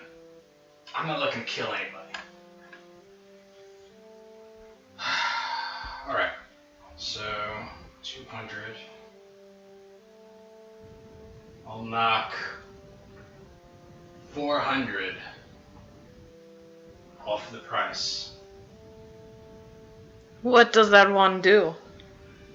Well, that's for me to know. I'm gonna kind of look to Daedalus. What do you think, lad? Maybe we could take the wand back, don't you think? No, well, look. I'm not saying all that. You want to make a deal? Let's make a deal. Let's deal.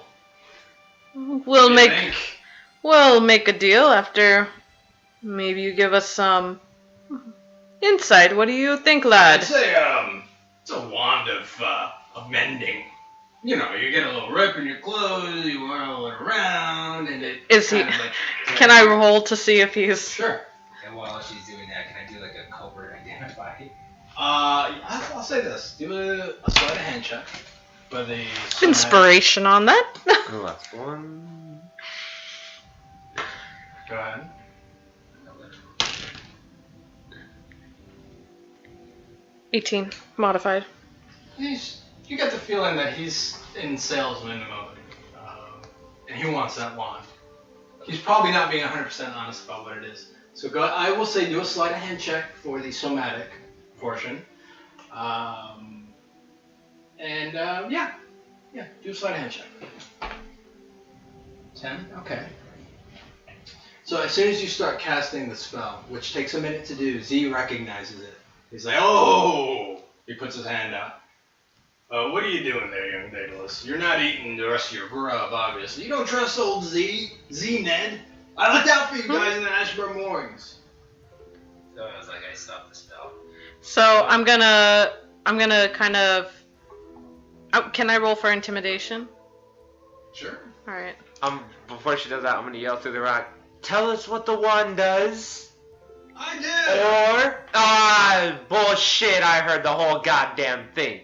I'm gonna walk my ass back over there. So I walk all the way back to Zee Ned. Is this? And he's talking into the stone. Is this gonna get ugly now, Barag? It will be because I'm gonna come give advantage to Terra. So, you yell that into the stone. I'm giving her advantage.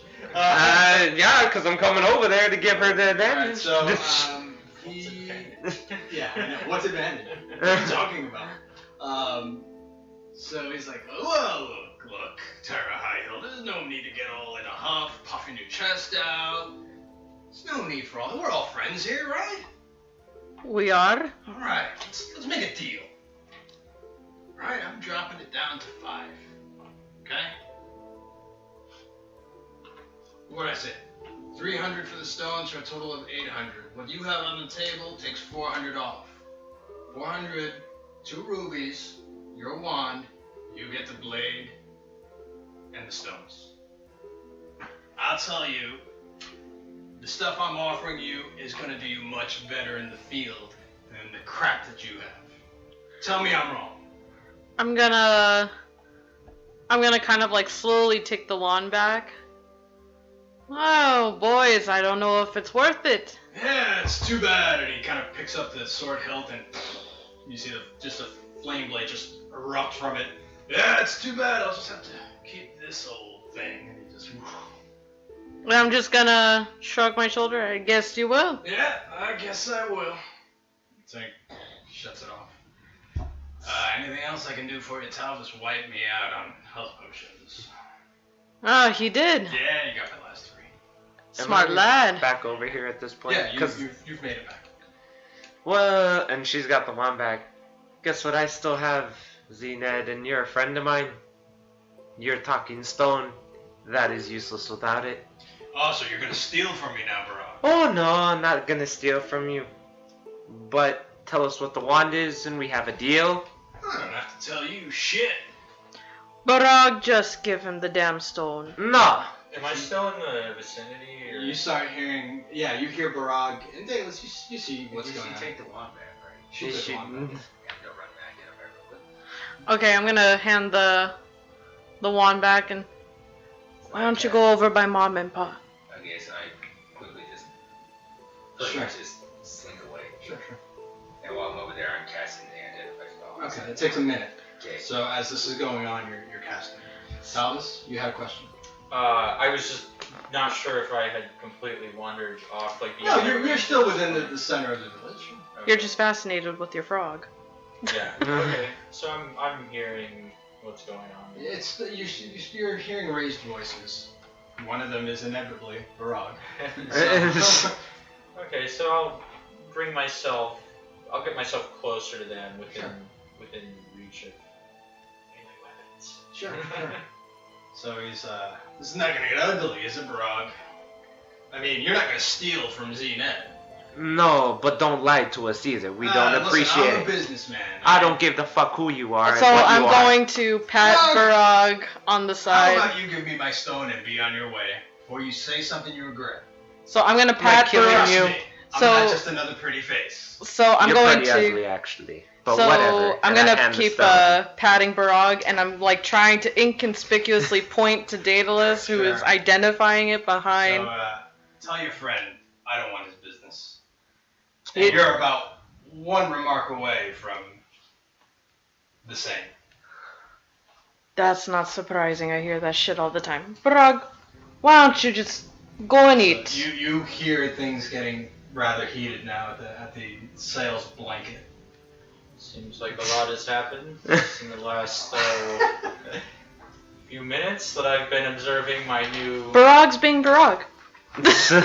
Yes, well, I'd like to keep this man's business. What he brought me. And I hold up this toad. Yeah, the dancing amphibian. Yes, I hope I'm glad you like it. Yes, I hope whatever happened here doesn't interfere with our business relationship. I hope not either. Maybe you need to put a muzzle on your mutt. No, see, and that's getting more involved than I would care to be. I suppose as long as we can keep exchanging gold and goods, then we can maintain the peace between us. I see no problem with that, Talvis. Okay. I just kind of nod at him. And I look over at Barag. What do you say we go get an alligator steak? Fine with that, and all you see me doing is rolling a piece of dwarven gold between my fingers as I walk away with Talvis. It means nothing to him. And I whisper, "This has your name on it," and I walk away. I'm just gonna roll my What are you eyes. talking about? I just kind of guide him by the shoulder. Sure. Daedalus, it is a wand of binding. That's amazing. Yes. You called it a wand of mending. Do you say that? Do you come up to him and say you call this a wand of binding? No, I'm just like using to myself. Oh, okay. I am not going to tell him. Sure. And So like, what does it do? So, Daedalus, what you know is it's got 7 charges, and basically you can use an action to expend some of the charges, and it's basically a hold monster charge, hold monster, or hold person. So 5 charges for hold monster, and 2 charges for hold person. So that's what you have. So you can hold them in place? And while holding the wand, you can use your reaction to expend 1 charge and gain an advantage on saving throws you make to avoid being paralyzed, restrained, or you can expend 1 charge and gain advantage on any check you make to escape a crime. Ooh. So it basically makes you an escape artist as well as somebody who can hold a monster or a person in place if need be. This sounds cool, so I just like put it in my quiver. Yeah. Okay. So I see him put it in the quiver, and I'm kind of guessing at this point that it must be something really important for him to be like, okay, I'm not going to go give this back, so I'm going to look at Zee and just be like, alright, how about just for the rubies? Listen, I'm 2 seconds away from saying your money's no good here anymore. No, I totally But you can make it up to old Zee Ned. Alright. Okay? You're not getting the sending stones. Well, no shit. Yes. So he pulls out an old ceramic pot. You buy this from me for 200 gold. I guarantee you, it's amazing. What the hell is and this? We'll call everything square, water under the bridge. This is you saying to old Zee Ned, sorry. What the hell is this? It's a surprise.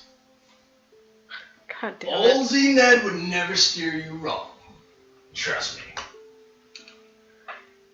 I heard that, I'm thinking in my mind, despite the fact he just tried to do that. Well, that's in your mind though. Yeah, but I just don't want to cause any more waves, but I'm like, this guy's just like trying to pull a fast one on us. Maybe. So what do you say? I don't know if I can do that, but Well, I guess the fellas are calling all the shots in the group, huh? And you see him just kind of smile as he has orc tusks, as he smiles when he says that. That's okay, it's okay. I understand, you're an old-fashioned kind of gal. I'm just gonna like start breathing through my nose and like trying to like calm myself down Sure. slowly. He smiles even more broadly. You'll want this, trust me. I wouldn't steer you wrong. This is a way for you to say, you know what? This is penance, Zee Ned. But you'll get something cool in return, I guarantee it. How about 100? It's gotta be 2. My feels have been hurt. My ego is bruised. You know, us orcs, we don't bruise easy. I'm just gonna kind of like look to Daedalus and just like kind of like with my eyes try to tell him to get over here. So I walk over. Like, yes, need anything? Do you see this lovely ceramic, this piece of ceramic here? Looks kinda nice. What is it? Daedalus, as you're looking at it, it does not look nice at all. It's a ceramic pot. It's got chips in it. It looks like something that somebody pulled out of the trash. It's rough. Doesn't look like. It looks okay. 200 gold. I'm telling you, it's nice. Aye, well, I guess the men will be calling the shots. Ah, that's too bad. You're gonna kick yourself for not doing it. Aye, I guess I will. Well, I hope you find somebody else to peddle your wares to in this village. In my Again, thank your fellow Barag. in my head, I'm just thinking of ways to kill a dwarf and hide the body in a swamp. There's a lot of ways. There's a lot of hiding places. I'm just like counting on my fingers, like 1, 2. What about you, Daedalus? I'm willing to take your 200 gold. Yours is as good as hers. Take this pot off my hands. It's amazing. I'm not gonna lie to you. I'm not gonna sell you crap. Zee Ned's reputation is sterling. I would never do anything to damage my reputation. I'll give you this pot. 200 gold, and I'll forget all about that dwarf. A little misunderstanding. Like, I have no return. Do I even have 200 gold on it? Like, I have No, I have all the money. He doesn't know that. No, he says it to me. Oh, okay. You're okay. And so I said, no, you don't, because I have all the gold. But like I said, the men called the shots. I can't do anything about No, it. it's too bad. Oh well. So I'll say, Talvis, you're kind of close enough to hear all this as it transpires. So I kind of turn around and do I see what they're holding at the pot? And Yeah, it's actually a large. It's about the size of that 5-gallon pint pot. It's a big pot. Okay. It's not a little pot. Gosh, we taking up gardening now. Yeah, well, yeah. Oh, I usually use it to put all my other smaller crap in as I'm traveling. Put it on the sled, take it with me. It is pretty amazing, though. it was very efficient. I've never wanted to use it. Save it. And so I kind of turn around and eye Barag, who I've been guiding this whole time. Maybe I'll return for the pots. I think my efforts are better spent elsewhere at the moment. And I'll hold it for you because I don't want anybody else buying this magic pot. This magic pot on my blanket that I have here for 200 gold. Holding it for you. So I would like to kind of, as I'm So you guys are now headed towards the tavern. Yeah. And I'm gonna take out one of the greater healing potions. Sure. And the 2 greater, 1 regular. Yes. And kind of tap Barag on the leg with it and say, it's better if this gets spread around a little bit.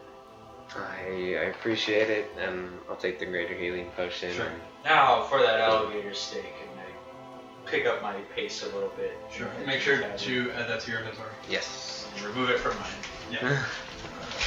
So as you guys head toward the tavern, you see a squat dwarven fellow behind the bartender. And as soon as you, just about at the threshold of the tavern, he's like, "Hey, you and you, Aye. You're not allowed in here. After I was Zarya. standing. I have orders from the management. You are not allowed in here. I am sorry.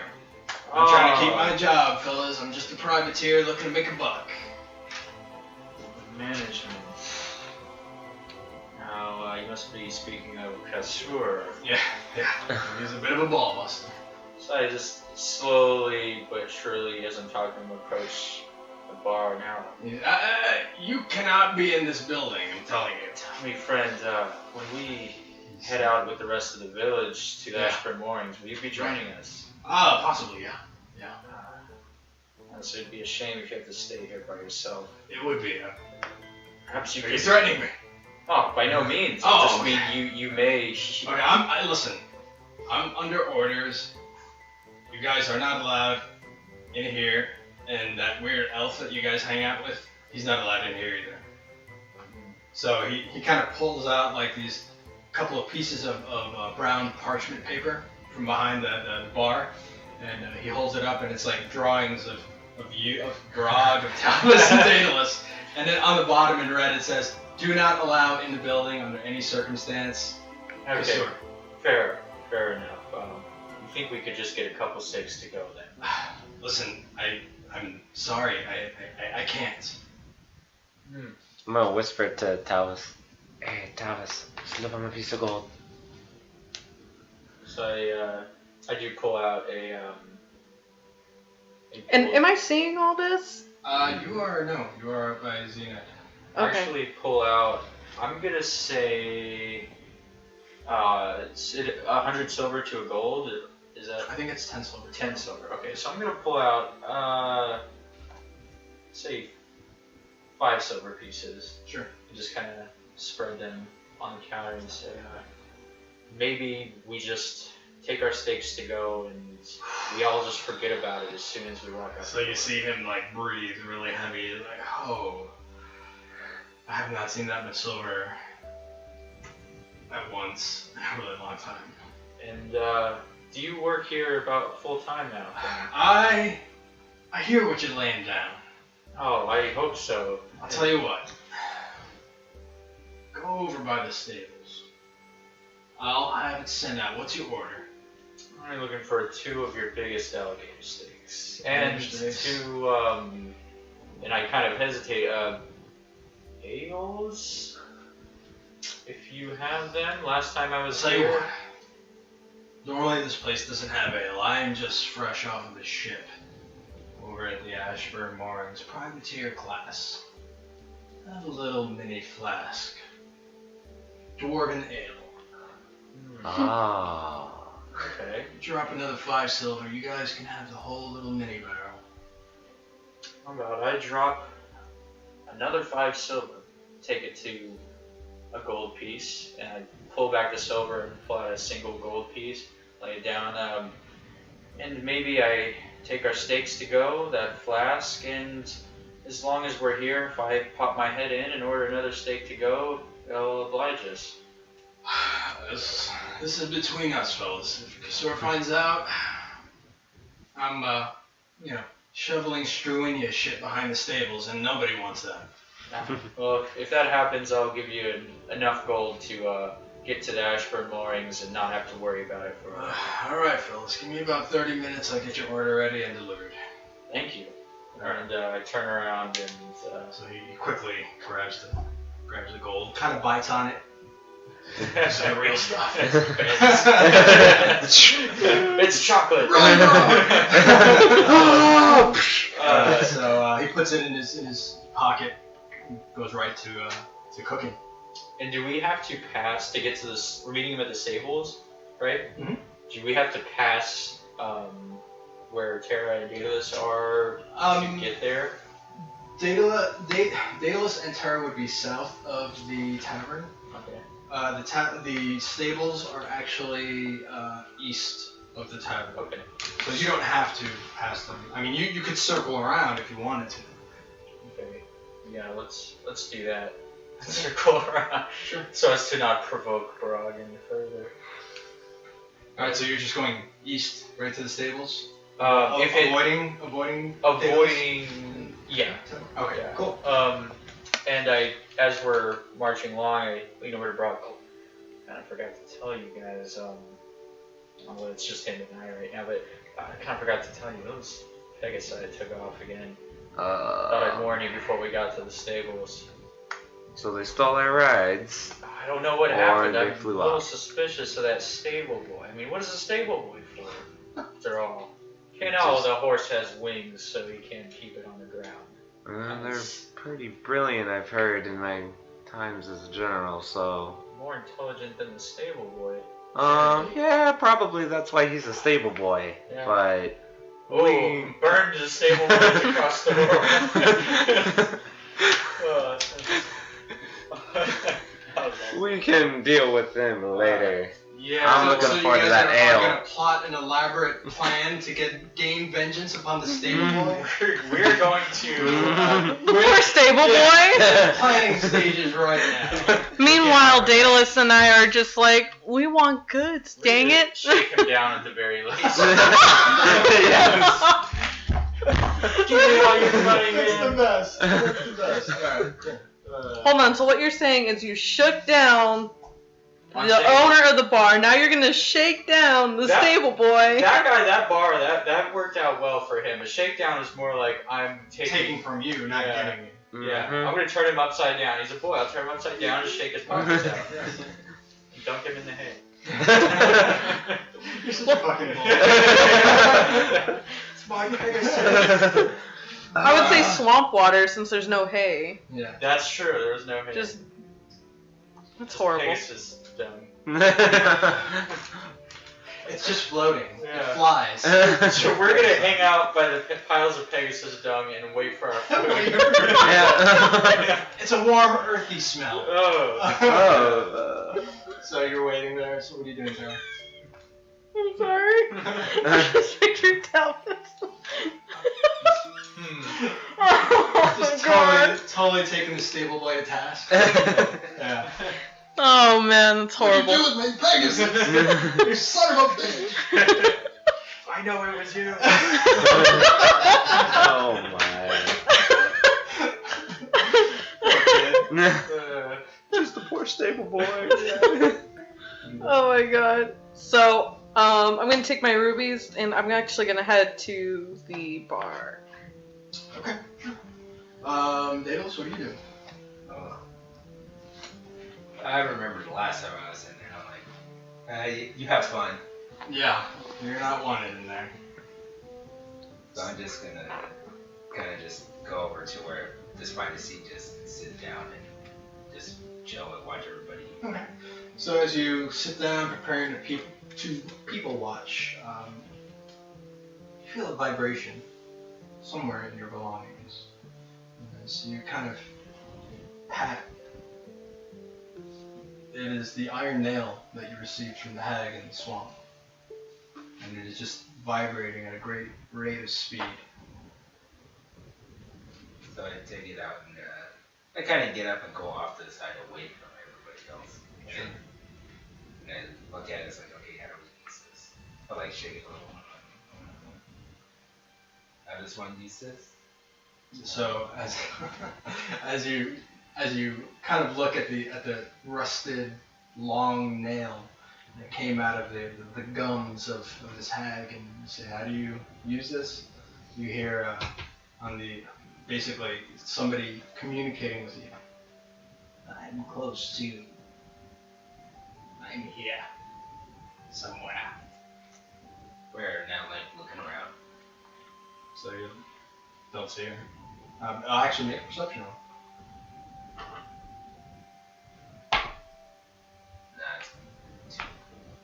You don't see her. Where are you?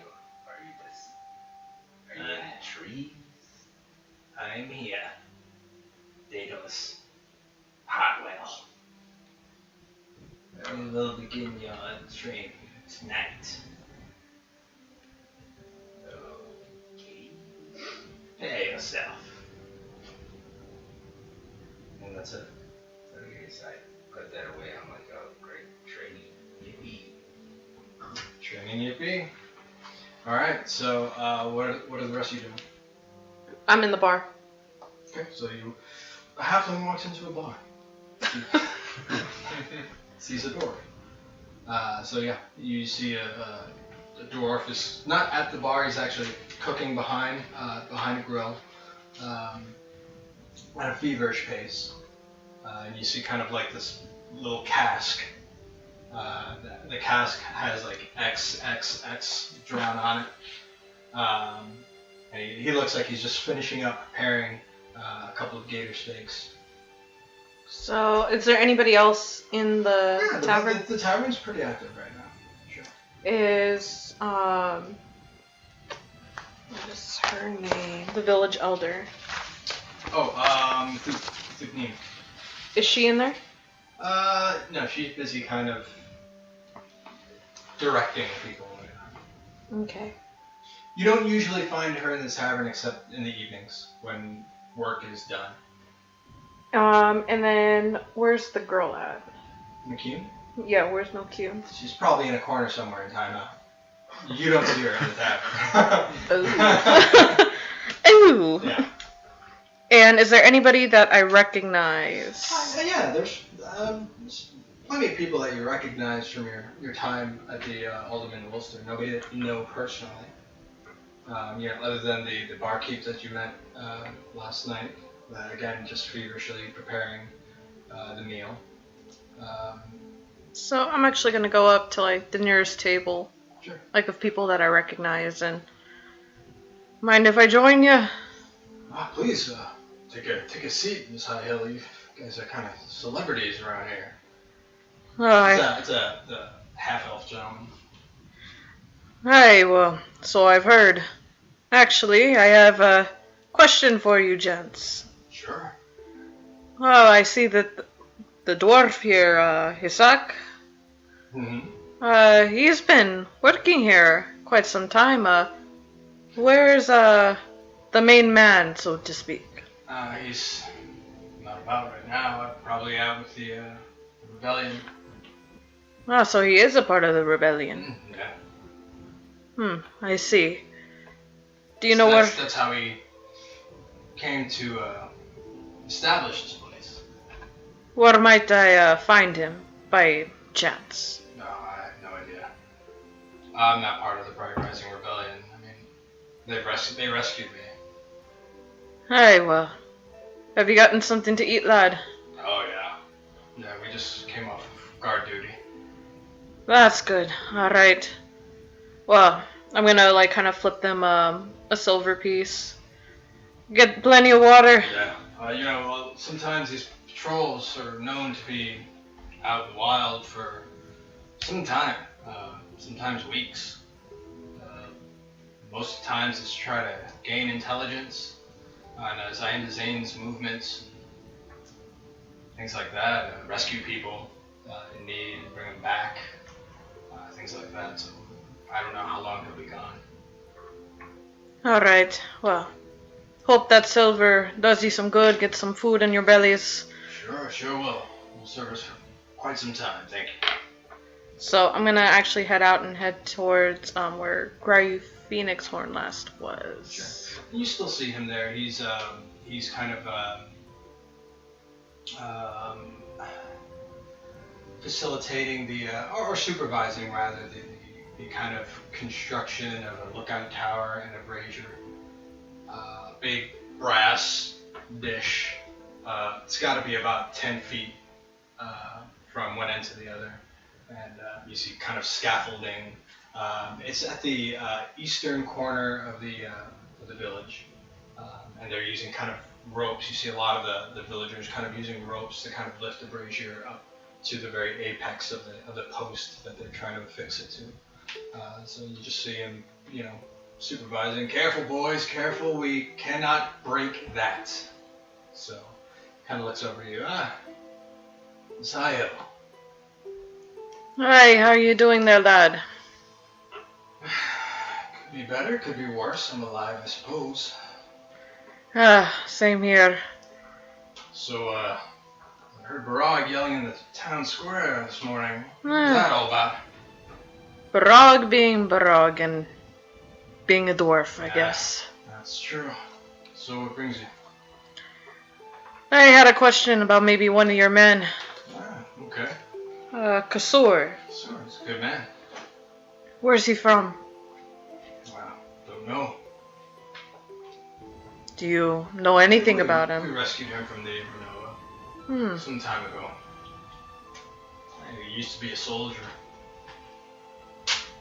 Anything odd or strange about him? Nah. Good fella.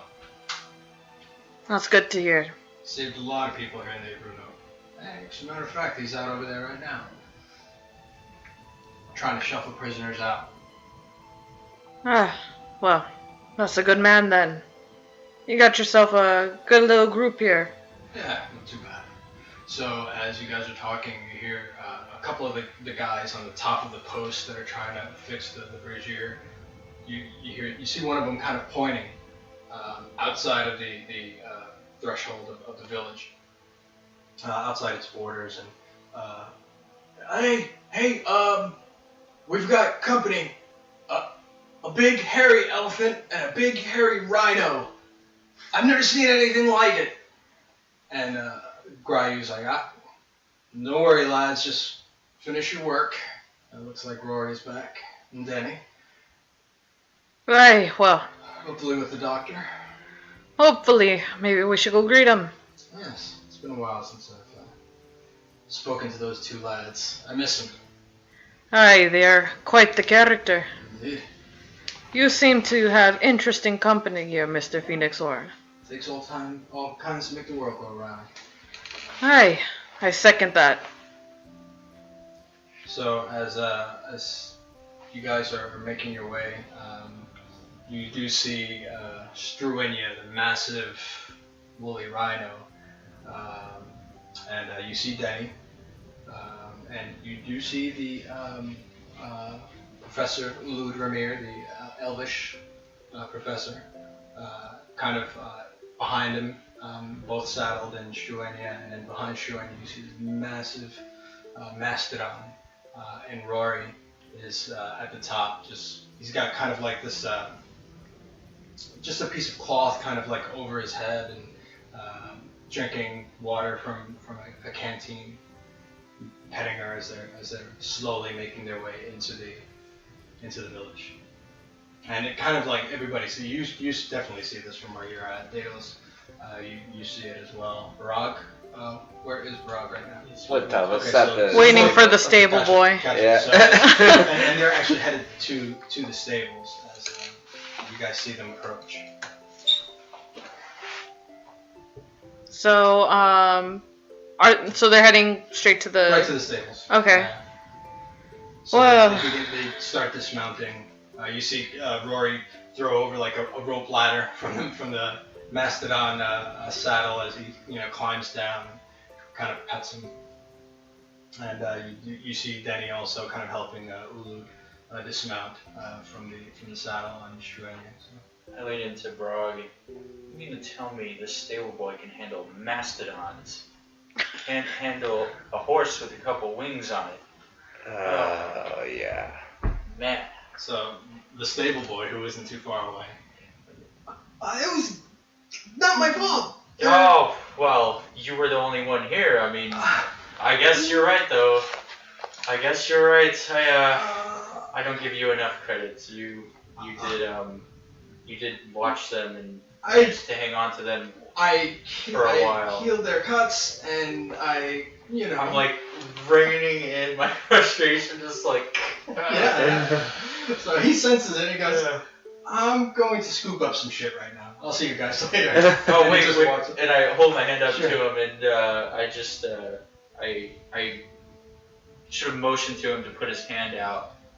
So he slowly puts his hand out with apprehension, but he puts his hand out. And I drop 2 silver into his hand. Say, there, you probably don't get as much appreciation as you deserve at the end of the day. So he's just dumbstruck, like he's looking at this 2 silver, and his eyes are just big. You can tell he's never seen this much money at one time in his life. Yes, I'm your man, Talvis. Anything you need. As well, may have use for you in the future. You never know. Yes, your worship. So he kind of like walks back. He's walking backwards as he's kind of bowing. It's like, turn around to Barag and, well, you know, he is a kid, I suppose. Yeah, you know. You say begrudgingly. Yeah. I suppose he's a kid. Alright, so, yeah, you see Rory and he takes the cloth is just soaked with water. They were in the desert. They've been in the desert, and then they hit the grasslands before they hit the Alderman Wilster. So they look very road weary, even for a dwarf and an orc, who are halflings, according to them. So you see Ulud come up to you, Talvis. I'm glad I went to that temple. We need to talk, probably with the rebellion, and probably with everybody of importance. We could gather in the temple. Absolutely. 10 minutes. Sure. So you see her like gathering, her scrolls and parchments and everything from her bag, and she heads straight away right to the temple. She looks very excited, and you kind of see Rory and Denny kind of standing next to each other. That was rough, guys. Yeah, we almost died. You guys didn't clear that temple. Yeah, that was rough. Oh, we left in haste, I guess. Yeah, you left in haste, but you left a whole lot of shit for us to clean up. Oh. So, not awesome, guys. Not awesome. So he kind of walks off in a huff. Have we gotten our alligator steaks yet? Yeah.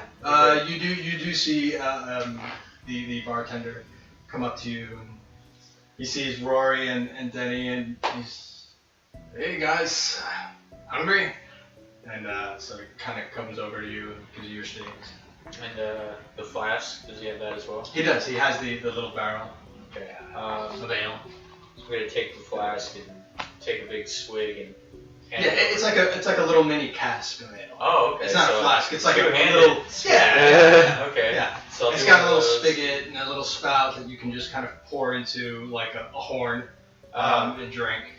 I'm still gonna drink out of the. Just Make a sleight of hand check. Oh, no. Do it. Okay. Oh gosh. Oh gosh. Barag might attack you if you drop Zero the dex modifier. Oh, that was so close to an 18. What'd you roll? 4.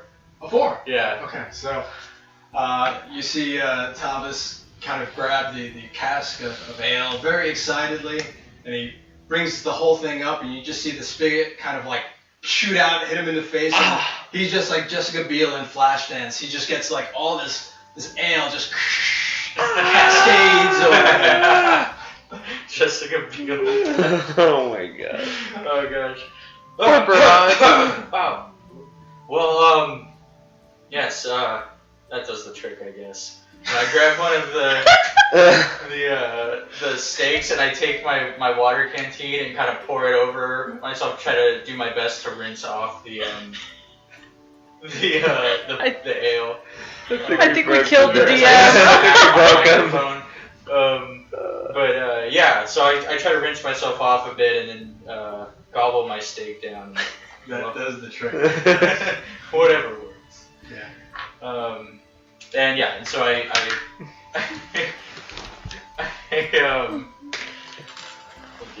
may. So Barag, you just see, and it's almost for you, Barag. You were so looking forward to this dwarven ale, and you see it almost in slow motion as you can actually even see every single droplet hit Talvis's face and skin, and you can see it like it's like that 1 second lasts like 5 hours to you. Yeah. And you're absolutely helpless to prevent it from happening. And it's all gone now. It's gone, man. I'm just gonna walk away. I'm just gonna We shall never leave speak of this. the gator steak, and I just walk away. You're not even taking the gator steak? Oh hell no! I'm heartbroken. Yeah. So I leave the gator steak and just I take the That's gator fair. steak. So you've got 2 gator I've got steaks. 2 gator steaks. Which was my plot all along. And, Waste the ale, get the dwarf Oh, angry. he got some in. And yeah, I'm feeling no, pretty good. cool. Yeah. And I'll gobble down the gator steaks as quickly as I can without stimulating a regurgitation, and then I will head into the temple and turn to. Is everybody right there at that point? Everybody but Daedalus, who was kind of just people watching off in the distance, and Terra. I don't believe you were there either, right? You were not at the stables. Nope. You had just come out of the. Yeah, I was the with tavern. Gryer. Right. And I'm walking away, so technically none of So us yeah, are there no, now. Actually, I would say Terra, because Gryer was making his way toward Rory and Denny. I would say that you were there. Okay. So I saw all that? Yeah. I'm just gonna start laughing as I see a very sad Barag, Yeah. like, walk away. I'm just gonna, like, laugh to the point where I'm, like, knee slapping. Sure. Okay. So, you do see people of importance start to gather in the temple. As Terra is having a fit of laughter at Barag's expense. You do see Thukneem. She goes in there. She goes in there with Milcune. You do see Rory and Denny head over to the temple, and the stable boy is kind of trying to handle a hairy mastodon and a hairy rhino, and he's just very carefully, okay, girl, it's okay, and he's like approaching very, very carefully, but those 2 mounts seem relatively unconcerned with the trappings of a stable boy who's about 80 pounds. Yeah, so, and you see a lot of the rebellion, the Bright Rising Rebellion actually go in there, and you recognize a lot of those familiar faces. So I say we head on in. Okay. Yep. I'm Alright. making my way there. Once I see everybody, I get them home. Sure. And it's a very sad Barag heading in. Sad Barag. Will solemnly make his way to the temple, I guess. So everybody goes in, and Barag, the last to go in, he's just kind of moping. He's got his head down. A sad Barag takes a seat in one of the pews. So Ulud, she's covered in a fine layer of fine dust. It's red, as the sand is in the Sanguine Sands. But she's got a lot of scrolls. She's got books in her messenger bag, and she's like, okay, I'm glad everybody can make it. From the information that I discovered, from a lot of the hieroglyphs and the texts that we were able to recover, I believe that she's trying to summon Talos in physical form to the material plane. And she will do this within 2 weeks' time. I can give you a specific date. Unfortunately, I'm not very familiar with stars and planets, so I need to find somebody who is. I do have a copy of some sort of celestial map that I'm not. I need to find somebody who knows. I was gonna say, can I kind of raise my hand and? So yeah, everybody kind of. You don't have. It's not a class. Okay, I'm gonna kind of. I might be able to help. I navigated ships. We look at the stars. And this is all kind of old hat for Terra. You are able to create maps if you'd like. You are very, very familiar with. And I have my navigator's tools too, and my map you tools. can absolutely knock that out with a decent roll. Mm-hmm. And so she's like, "You, of course, you're a sailor. Yes, I'm going to need your help, kind of nailing down the exact date because there's very specific conditions need to be met. There are 3 components to whatever ceremony that she plans to perform." So Gryu kind of steps up and he says, the intelligence that I've received is that they're beginning to mobilize somewhere in the Abra Nova to move We just don't know where. I heard that they may be getting a lot of the nasty things that they keep in their gladiatorial cages underneath. They're preparing them to move out. I also have heard that a lot of the people that wear the banner of Talos, most of them have been captured. They're enslaved. I think, under the right conditions, we can get them to turn, at the very least, flee. I don't think that there are as many as we think that are loyal to her. I know she has generals, for lack of a better word, but I think most of the common, what are they called? They're called Fellmen, aren't they? Most of the common Fellmen, I think, will flee under the right conditions. We've just got to figure out what that is. Whether it's intimidation or, I don't know. So, Ulud says, well, I'll leave that up to you folks. But I also found out that this ceremony requires 3 components. According to the hieroglyphs, it requires a meteor hammer, the first weapon of the very first swallower of Talos, which we already know that she has. The second thing, she kind of points at Talvis, is that man. However, we also know that there is another one who looks just like him that came out of that temple. So she has that. I understand that she may have the third component. Otherwise, why would she be mobilizing? Thoughts? What is this third component? I don't know. The text wasn't very clear. So Gryu kind of steps up and he goes, I don't know anything about ceremonies. But according to my spy network, there is something that she holds more precious than even that meteor hammer that she keeps under lock and key. Not even her top people have seen it, whatever it is. I don't know. That's probably the third component. But if she has all 3, we can assume that she's ready to move. She's either ready to move or she's very close to being ready at the least. That means we have to be ready as well. And I'm gonna stand up and just say, last we heard, she was in a march on this village. Yeah. Told by Juhan, so I think we need to leave. But what if the march was really to the temple? I mean, I think that's where she means to perform. It makes sense, right? I mean, that's the first temple. Why would it be there?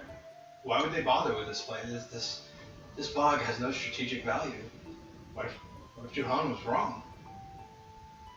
We can't play with what ifs. I say we get to the Ashford Moorings as soon as possible. Well,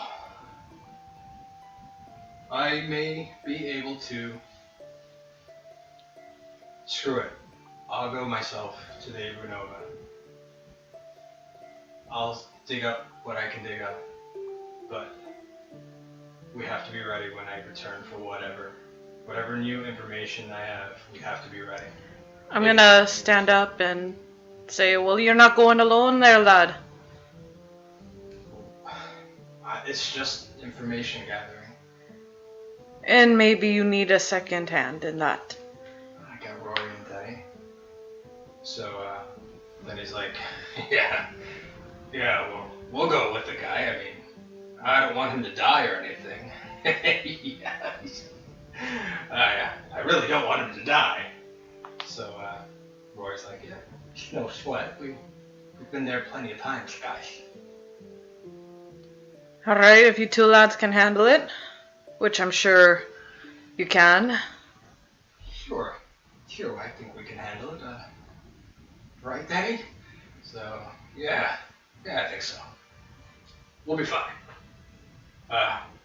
Problem is, giant traveling elephants and rhinos don't do well as far as speed. How do we get there in time and get back? How long does it take on the fly? It takes about 4 days. And then it's no, someone. not on the fly. It Mhm. takes about 4 days at a quick pace, even on a mount, provided you don't run into desert orcs or. Right. Because you got to get through the grasslands, through the Sanguine Sands, and into the Abrunova. And once you're there, you've got to work, try to get your information, and then come back. So all in all, it'll probably take 9 days total. But Ulud is very. She's worried that it's going to be too long. late. Yeah. I'm gonna kind of turn to the group and. Why don't we go with him? To Abrunova. What other choice do we have? Sit here, wait? We know she has 2, possibly 3 of the components for this ceremony. If we can take one of those things out of the picture, we disrupt that plan. What better place than to take it from the one place she would not expect us to come back to? So We will have the upper hand. everybody's kind of like quiet. And Ryu says, "So I can't tell you what to do. I can't tell you not to go. If you're gonna go, then you're gonna go. But the problem is that that's a one-way trip. And I don't feel 100% okay with delivering Talvis to her. I don't know what the relationship is between you and Zion Zane. I'm not going to ask. I do know that for whatever reason, you are at the forefront of almost everything she does. And if she catches wind that you're there, I think it's over." I'm gonna look at Grayu and I've doubted Talvis before. I know where his allegiance lies. I'm not questioning his allegiance. I'm questioning the fact that if she finds out that he's there, there's nothing that she won't do to get him. And I just don't feel comfortable handing him over to her on a silver platter. Well, it's either that, then we let this ceremony happen, and then everybody is gone. Sure. I mean, sure. Whatever you guys want to do. But if that's what you want to do, then we work that plan. I don't know, I'm gonna say, as much as I hate to agree with our friend here, I say we venture without Talvis. We cannot risk bringing him. I think that maybe we should just let Rory and Denny do their thing here. They have volunteered for this mission. We know what they're getting themselves into, and as much as I would hate to see something happen to them, if it does, it will be for a great purpose. Or they may come back and deliver us some very valuable information, But by then, It's too late. it'll be too late. We need to bring this fight to her. So you hear Ulud say, well, information is our greatest resource right now, and that's the one resource that we don't have enough of. Terra, why don't you and I work on these maps? Maybe we can nail down a timetable. Maybe that is enough time for Grayu and Denny and Rory to get back, provided they're not caught at the Abrunova. And then maybe we can formulate a more concrete plan. I mean, is that okay with everybody? I agree. She can stay. And I just slam Chimera Rising into the ground and say, I will go with them. So Grayu kind of looks at you for a second. Why don't you stay? Much as you hate me, you need me now. You three aren't going to be able to do this on your own. Why don't we get a date first? Then you can talk about going with them. So as you're talking, you see Grotty Phoenix Horn kind of reach into his pouch and he kind of starts flipping a piece of coin, a gold coin. I'd rather you stay here. And I told you, I won't pay that on that promise until after all of this is done. You need me, I need you. So I'm gonna kind of motion to Ulud before things get heated. Like, let's Sure. go. Her eyes are wide. She's like, she kind of sees that this is like a very testosterone-filled moment that she wants no part of. Yeah. So I'm gonna kind of motion, like, let's Sure. go. She's like, she sees you and she's like, and she takes off with you. You guys, she was like, where can we work? The tavern. I have a good friend there that will give us some time. Okay, so you guys head over to the tavern. Mm-hmm. So you three, what are you doing? I take a seat because this all took place in the temple. You guys are still in the temple. So I take a seat and just kind of think over a little bit what I've heard, and So you see Grotty, he's kind of leaning on his cane heavily, and he's looking at you, and he's looking at Daedalus, and he's like, well, boys, I mean, you guys are far more versed in the ways of heroics than I am. What do you think? I think we have no good options here. You're right. For once, you and I are in 100% agreement. I think the best thing we can do is attempt to minimize our risk, and if something is going to happen, then we give her the fight of her life. But How about this? Why don't we figure out where the ceremony is taking place? Let it happen. Wait till all three components are in one place at one time where we can reach them, and then take one of them off the field. Take one of them out of play. we need to know what they all are before they do that. Well, we know at least 2 out of the 3. If we just take one of them out of play, if we take the Talvis clone out of play, well then wait, that won't work. Because we still might have you. How about we set the trap for the Talvis clone? Draw him out. Yeah, but then we have the real Talvis still, that she could potentially use. True. I do like the idea of setting a trap for her. If we know that she's going to the temple, why don't we beat her there? It's what, a day's ride? 2 days. I'm always down for a good ride. And I love traps. I mean, we could do it. Xander will not travel lightly. She won't. And these braziers that you see me installing, there's a brazier from here to the Ebru Nova once about every 5 miles or so. We see those braziers light up, and we know that she's on the move. So at least we have a heads up. That's what they're there for. Then let's do this. But we need to make haste. We don't know when she's gonna be there. We might though. Let's give Ulud and Terra an opportunity. I suppose if Aye. we can finish her off relatively quickly rather than waiting for something bad to happen, it may give us our best chance. I agree. But we still run the risk of Talvis. Yeah, that's true. But I'd rather have him there than not have him there.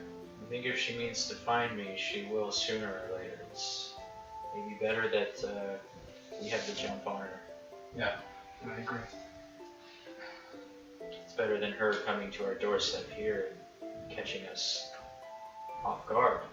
We can be proactive. Yeah. So as you guys continue to talk tactics, Terra, you have your navigator's tools, and you see Ulud Ramirez. She kind of like brushes a bunch of condiments off of one of the tables.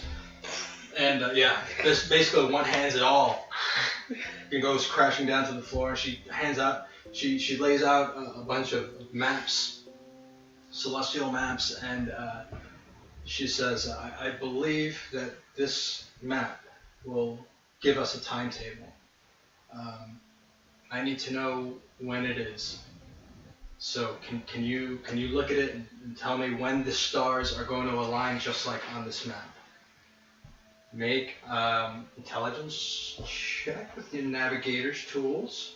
I'm going to say with advantage because you're using your navigator's kit. Mm-hmm. And then I think I have a proficiency in my navigator's tools. You do. So you can add your proficiency. Oh, thank God I'm smart. 5, 6, 7, 8. With advantage. 10. Modified 19. 19. Okay, so it doesn't come to you instantly. You're looking at it, and there's so many different not variations, but factors that you have to factor in as you're looking at the map. For example, where in the material plane this map is drawn out. So you've got your navigator's kit out, and you're kind of whittling it down, and finally you get it. It's exactly 15 days. It's in the evening that all the stars are going to be aligned just like this. And from the look of the map, you believe that this map was actually drawn up at that site, at the temple.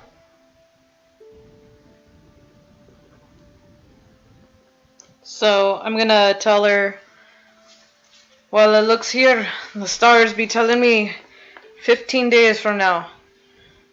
So she breathes heavy. 15 days.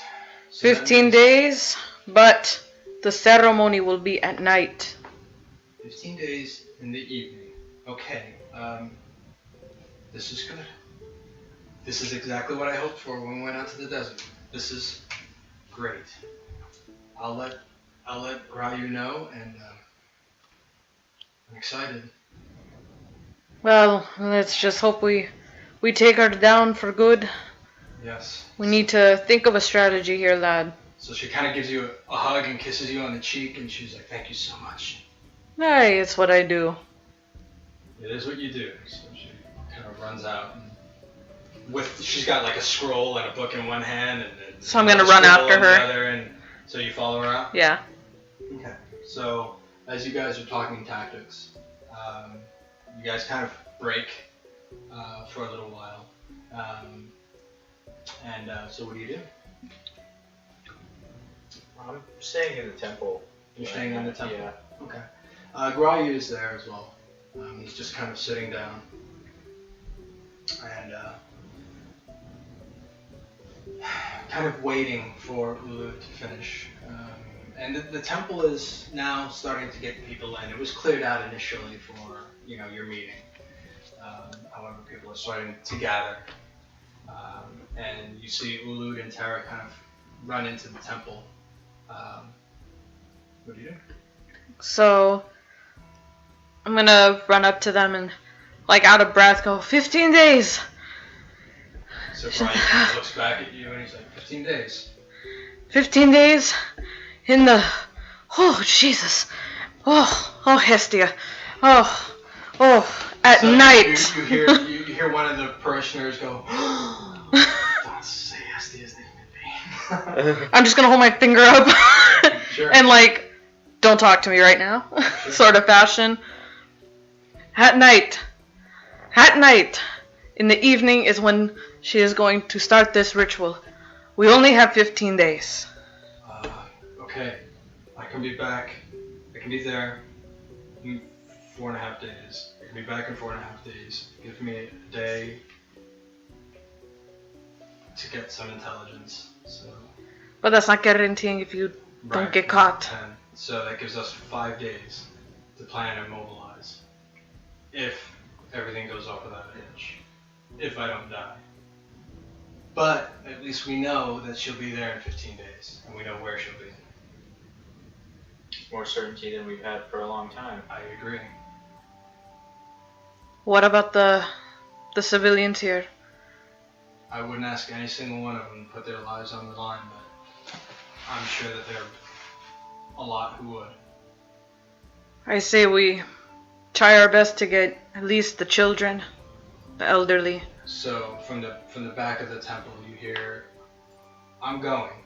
So you see your brother Davin kind of come out from the crowd. "I'm going." Davin, what in the... And then as soon as you hear that, you hear, "Me too, I'm going too." And then you hear another person, "Me too, I'm going." And then you hear like a lot of other people like, I'm going. And then you just hear a lot of clapping. What do you do? They're talking about going to... Going with you to the temple. Okay. So, well, we may need you. Just understand that you can fight for your lives and for each other's lives, but it may not be enough. Do you guys have any resources that you can call out to? I mean, my network is vast, but it's mainly spies, and they're all here. Maybe we can reach out back home, I guess. The moorings? Maybe. They don't even have a constable in the moorings.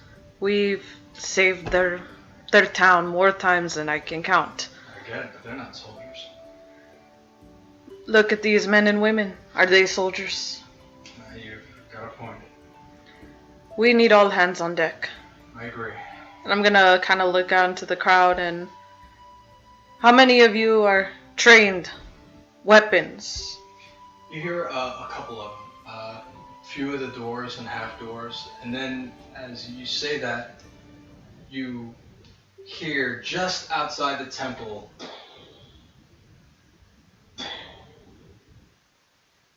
and then you hear, "I'm going too." And it's that half ogre that you saw just outside the village.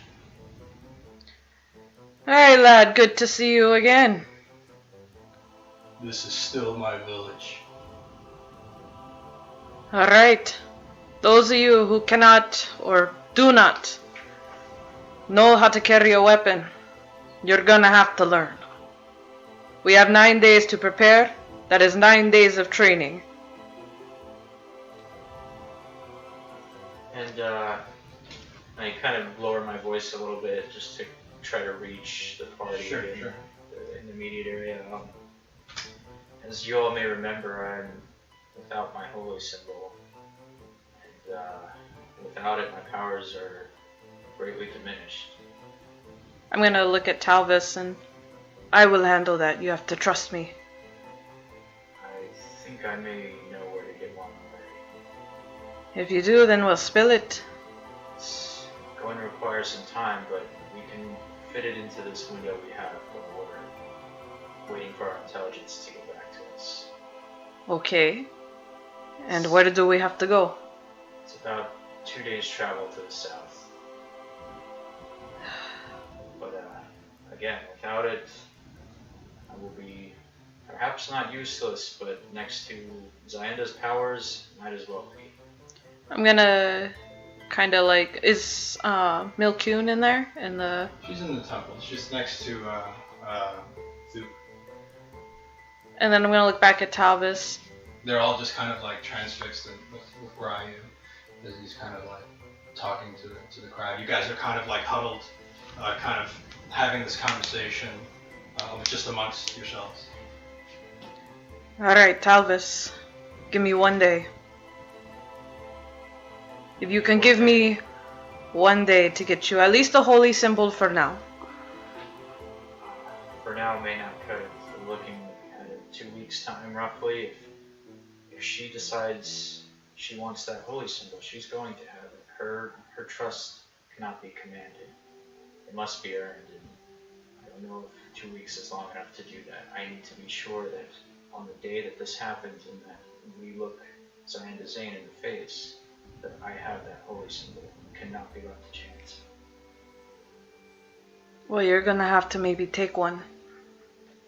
We have to get these people mobilized. We are the only ones with the enough skill, besides Gryu and those two. And I'm just gonna look at the dwarf and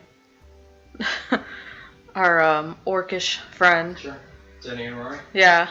Yeah. Those are the only guys that could probably carry themselves to train people. besides us.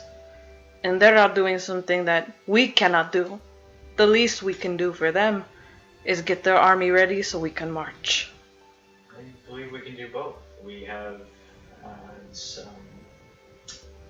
They told us 10 days total. 15. 15 days total. And then it's 10 10 days for them to get back. Two to go south, 2 to come up. You got 4 days plus, say, a day to find a proper crystal. Right. You still got, by the time you get back, you still have 10 days. So You're just doing the math in your head. I think we have enough time.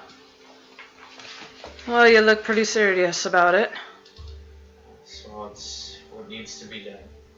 Alright. I'll trust you. On the way back, when we get back here, we need to really start training these men. And I'm gonna look at my brother Davin, especially that one. So you see Rory, he's down on his knees and he's next to Davin and he's just kind of like, yeah, because he's a monk. So you see him kind of like, kind of training Davik, and yeah. So it's evening now, but everybody's excited. What do you guys do? Do we have a plan then? As soon as possible, we leave and gather the resources for my holy symbol and get back here as quickly as possible. I think the sooner we get it done, the better. You know I'm always up for an adventure. It may turn out to be one. Alright, so you guys are gonna head out in the morning? Yes. I say we go now. No, I say with the morning, because the swamp at night. You can see. That's a good point. When 2 of us don't have night vision. That's a good point. That's a very. Okay. That's bad. So the city is the village is abuzz with activity. Leather workers, metal workers, everybody's trying to scrap together as many rudimentary weapons as possible. The resources are severely depleted and limited in the swamp, so they're repurposing tables, they're repurposing houses and homes, everything that they can to try and get more weapons in the hands of people. They're doing. So, what do you guys do? So I'm gonna. Where is Milkun? She's pretty much been next to Duke the whole time, and every time she tries to step away, Duke kind of gives her an eye, and then you see Duke kind of putting up her fingers 1, 2, and then Milkun kind of like goes back to her side very quickly. So she's been put in a very heavy check by Duke. So I'm gonna go up to them and, in non-appreciation to Thupa, I see you're keeping her under a watchful eye. Yes. I don't blame you. I am. Juhan would be quite put out with me for letting her get away. It's past her bedtime, but I guess she's so excited. Frankly, I'm an old lady. It's past my bedtime too. If you like, let me watch her. No, she's getting to bed, and then she's got chores in the morning. I would like to say something at least to her privately. Yes, Miss Highhill. When you're done, please swing her by my cottage. She has a rug to beat until it's clean, and then she will be getting to bed. Rightfully so. Milkun is like, oh. And rightfully so. So she's like, alright. So Duke kind of bids you a good evening and looks at Milkun. I will see you in a few minutes. She walks away. So I'm gonna kind of motion for Milkun to follow me. So she follows you. So, little lady, you gave me quite a scare there. Yeah, I guess. I'm sorry. Mm-hmm. Now give me one good reason why I should keep training you. I'd like to live. That is good, but what is in your heart? Why did you run? Just was crushed, I suppose. My father would he would be upset with me, I think. No, you scared me. I was upset, but I am just glad you are here safe with your people, but I know what Talvis said isn't right. Yeah, it hurt me pretty good. And wounds like that take time to heal. You know that, yes? So she kind of looks at you curiously and she goes, Terra, why don't you just say what you want to say? I am heading out tomorrow, and I want those shenanigans. If I come back, and you are causing a muck, I will take those daggers back. Trust me, Thup she will kill me. So, I get it. Trust me, she made it explicitly clear. There are rules for a reason. That is correct. And I just want you to think. You know what I mean by that. Talvis is an idiot, but his emotions, he's not that great at displaying them. Okay. I just want you to think about that next time. After all, he's the one who found you. I get that, and I appreciate it. Sure. So I'm actually walking her towards my parents' cottage. Okay. And there's some people I'd like you to meet. Maybe some new friendly faces for you. Maybe won't make this time while I'm gone so bad. Maybe they'll tell you some stories, God forbidding. Sure. So I'm gonna knock on the door. Well, it's not even a door, it's just like a flat. Oh, a flat. Yeah. Okay. Yeah. Ma, Pa, I got a guest really quick. So your dad, come on in. Who's this tall young lady?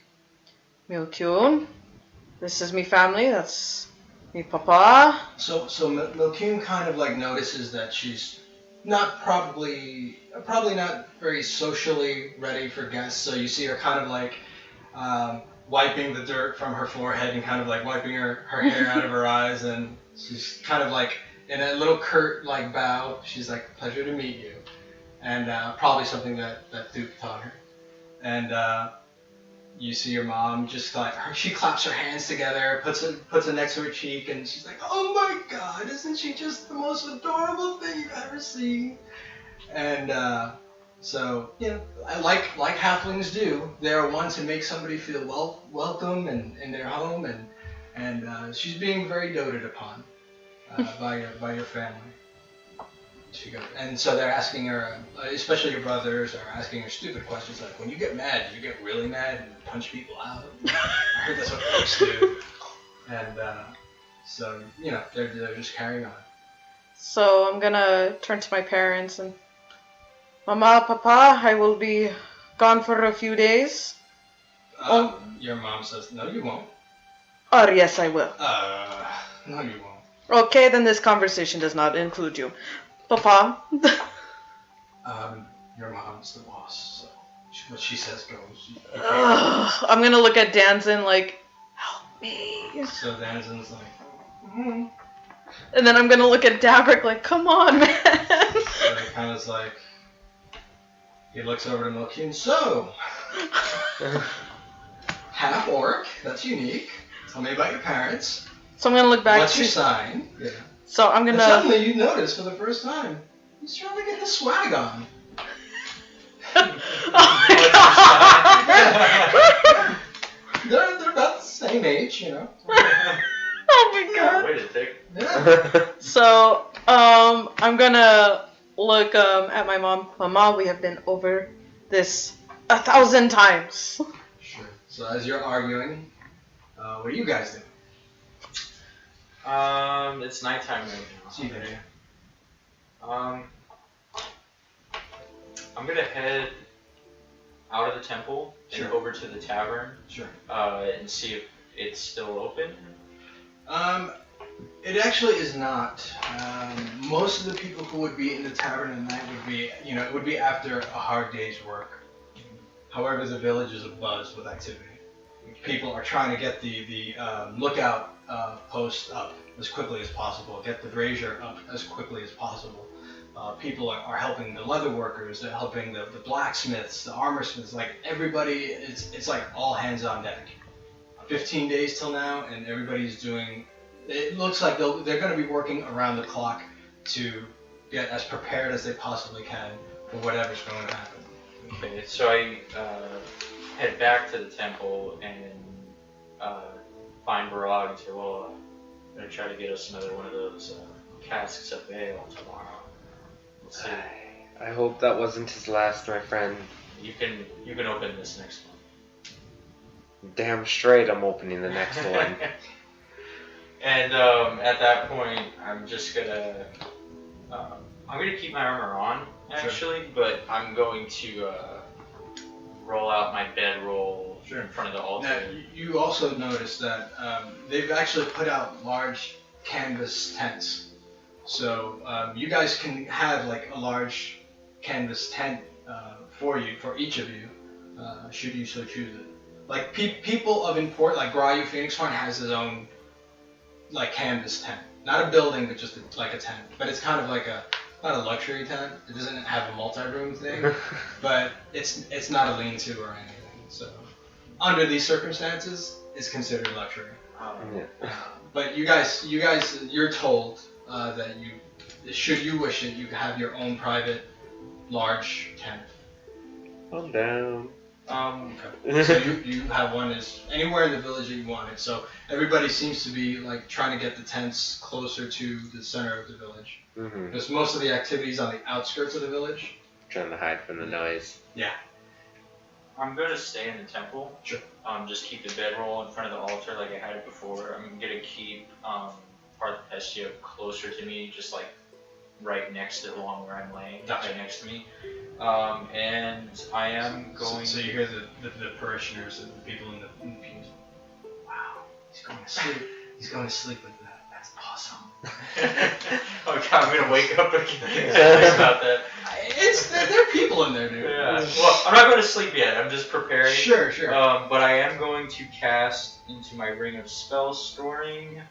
I'm going to cast. I'm going to say Cure Wounds at 2nd level. Sure. This is no material component. So Cure Wounds at 2nd level, and then Cure Wounds again at 1st level. Awesome. Yeah. Smart. All right, so you cast your spells into your ring of spell storing, and people are just awed. They're like, yes, he's the chosen Hestia. Look at him. He's got a ring. So, is he married? So, Looking over my shoulder. So you see kind of a male half elf, and he kind of just winks at you. Just pretend not to notice. Continue to focus on my ring, even though I'm already done casting the spells into it. Sure. So Daedalus, you've got your own tent, should you wish it. I do, but you mentioned something. I did learn about a training session. Do I really have to attend it? Are you asking me? It's like I'm You should know better. Should I really attend it? Alright, so what are you guys doing? It's actually getting late into the evening now. I'm gonna tuck in, and as I tuck in, I command my armor again. Tuck in.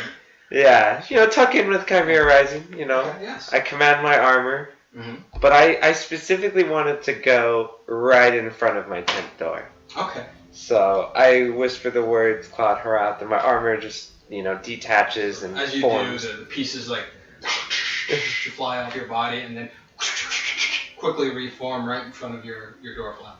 Yes. Okay. And then I tuck myself in with my blanket and Chimera Rising sticking out. Each one of your tents has a small wood furnace to kind of keep you warm and dry.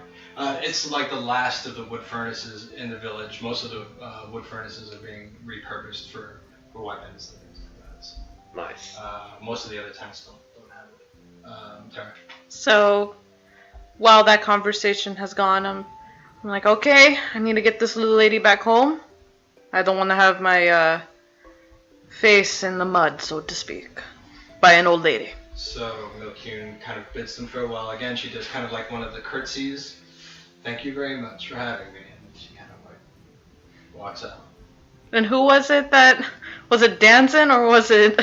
No, it was Davrick. I'm gonna look at Davrick and like do the I got my eye on you sort of thing. So he kind of looks at you and he's like, what?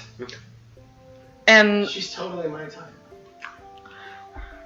and I'm just gonna like shake my head. I'll be back in a little bit. We're only like 2 years apart. I get it, Davrick. So I'm gonna start walking with her and drop her to Thupneem. Okay. So you go to Thup's cottage. And alright. Now off to bed. Okay. So she takes her leave. She's good night, Terra. I promise I will listen to Thup and the rest of the rules. She kind Yes. of rolls her eyes when she says that. And if you need some good food, just ask for Mama High Heels. She'll make sure you're well fed. I definitely will. Alright. So I'm gonna head back to my family's cottage Okay. and tuck in for the night. Okay. So tut. Yep. Okay.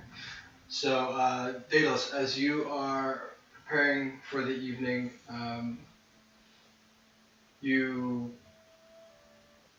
Zee Ned actually walks into your tent and he's like, I didn't know that this was taken. Is this your tent? Yes, this is my tent. Ah, sorry. But we have to talk, Daedalus. Well. And you see her form kind of change into that of the purple-skinned hag. With the skin is just too loose on her body. You can barely see her eyes as the eye holes actually hang loosely on her skull and over her eyes. And I told you I'd be here, Daedalus. Did you doubt me? So she reaches into her pouch. You'll begin your first steps as a member of the Grim Shadow Coven. So she takes out 2 long nails and she gives them over to you. Take these. You must extract 2 of your teeth.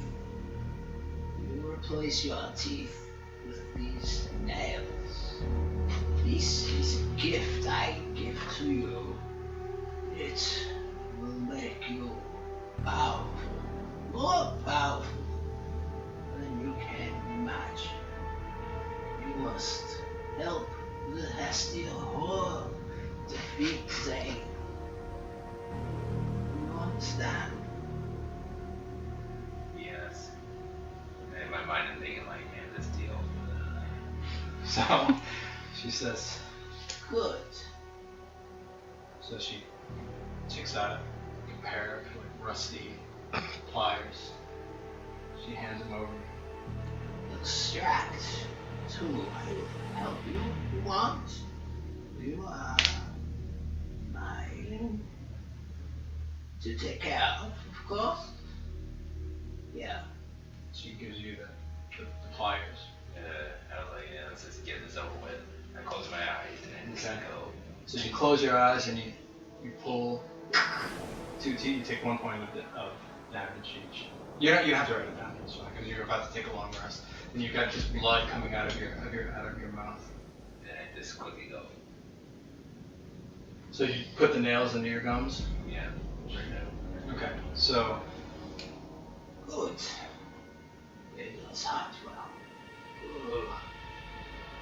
This is but the first step in your journey. I'm proud of you. I've had my eye on you ever since the Ashburn Mori. If you ever need me, look for Zee Ned. He is a construct of my imagination. It always has been.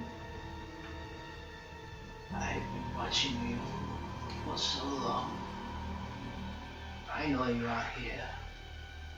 So she smiles. Good luck, my pupil. She kind of walks out into the night. And so, before she leaves, actually, she says, her name. Her name, should you ever have need anti-ethel iron tool, call me in the coin. You have no possession. And remember, should I have need of you, you must heed the call. So, she recedes into the night. Now, one of your teeth allows you the animate dead at 3rd level, and the other nail allows you to speak with dead at 3rd level. Cool. And as you insert the teeth in, you just see the kind of like the corruption grow. Your eyes are completely black. You see kind of like black veins, kind of like right under your skin, kind of like erupt from around your eyes. Basically around every orifice, around your ears, you see like this black corruption, this green, purple, black veins, just underneath the skin and right around your mouth. And it's like the what I get myself into. Mm-hmm. And I was like, I'm just wishing I could speak with my patron. For advice. Yeah. Or maybe even a way to help get rid of this. Don't know. You'll have to figure that out on your own. Alright, so I think, guys, this is a very good place to end our evening, yes? Yep. Good job, guys.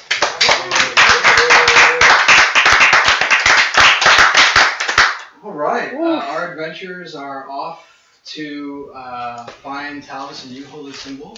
Yeah. Prepare for Praetor Zion the Zane and your destiny. I will tell you, you guys are all... You've never had a good night's sleep since you left the temple. None of you have.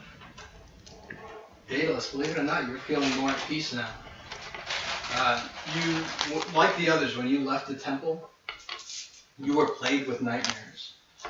As you begin this journey, kind of embracing a darkness that's within everybody, but you've embraced it more so.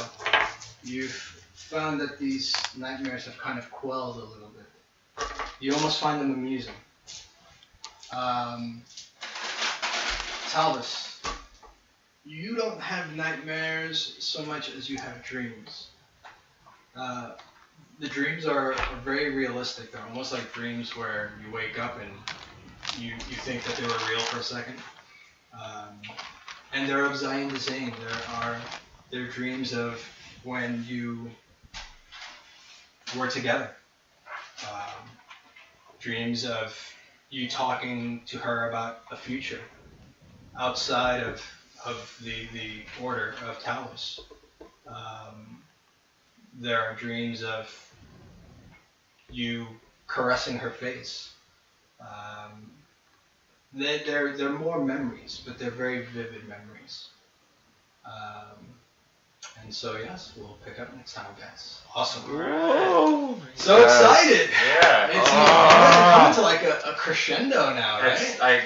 I'm feeling it. Yeah. Yeah. You can tell It's palpable. It's there. Yeah. Yeah, for sure. 2 weeks in D&D time between us and... You got 15 days. Yeah, 15 days. Yeah. Now, nothing can go wrong in this next mission for you guys. Oh, everything that can go wrong will go wrong. That is all I have to say. I just rolled like hot garbage. Just like, no, there weren't that many rolls, but everyone was just like Bad, below right? 5. Well, waste it now. Yeah. Save it and make it great for Tuesday. So as always, guys, love each other playing D&D and love each other some more. Good night. Good night. Good night.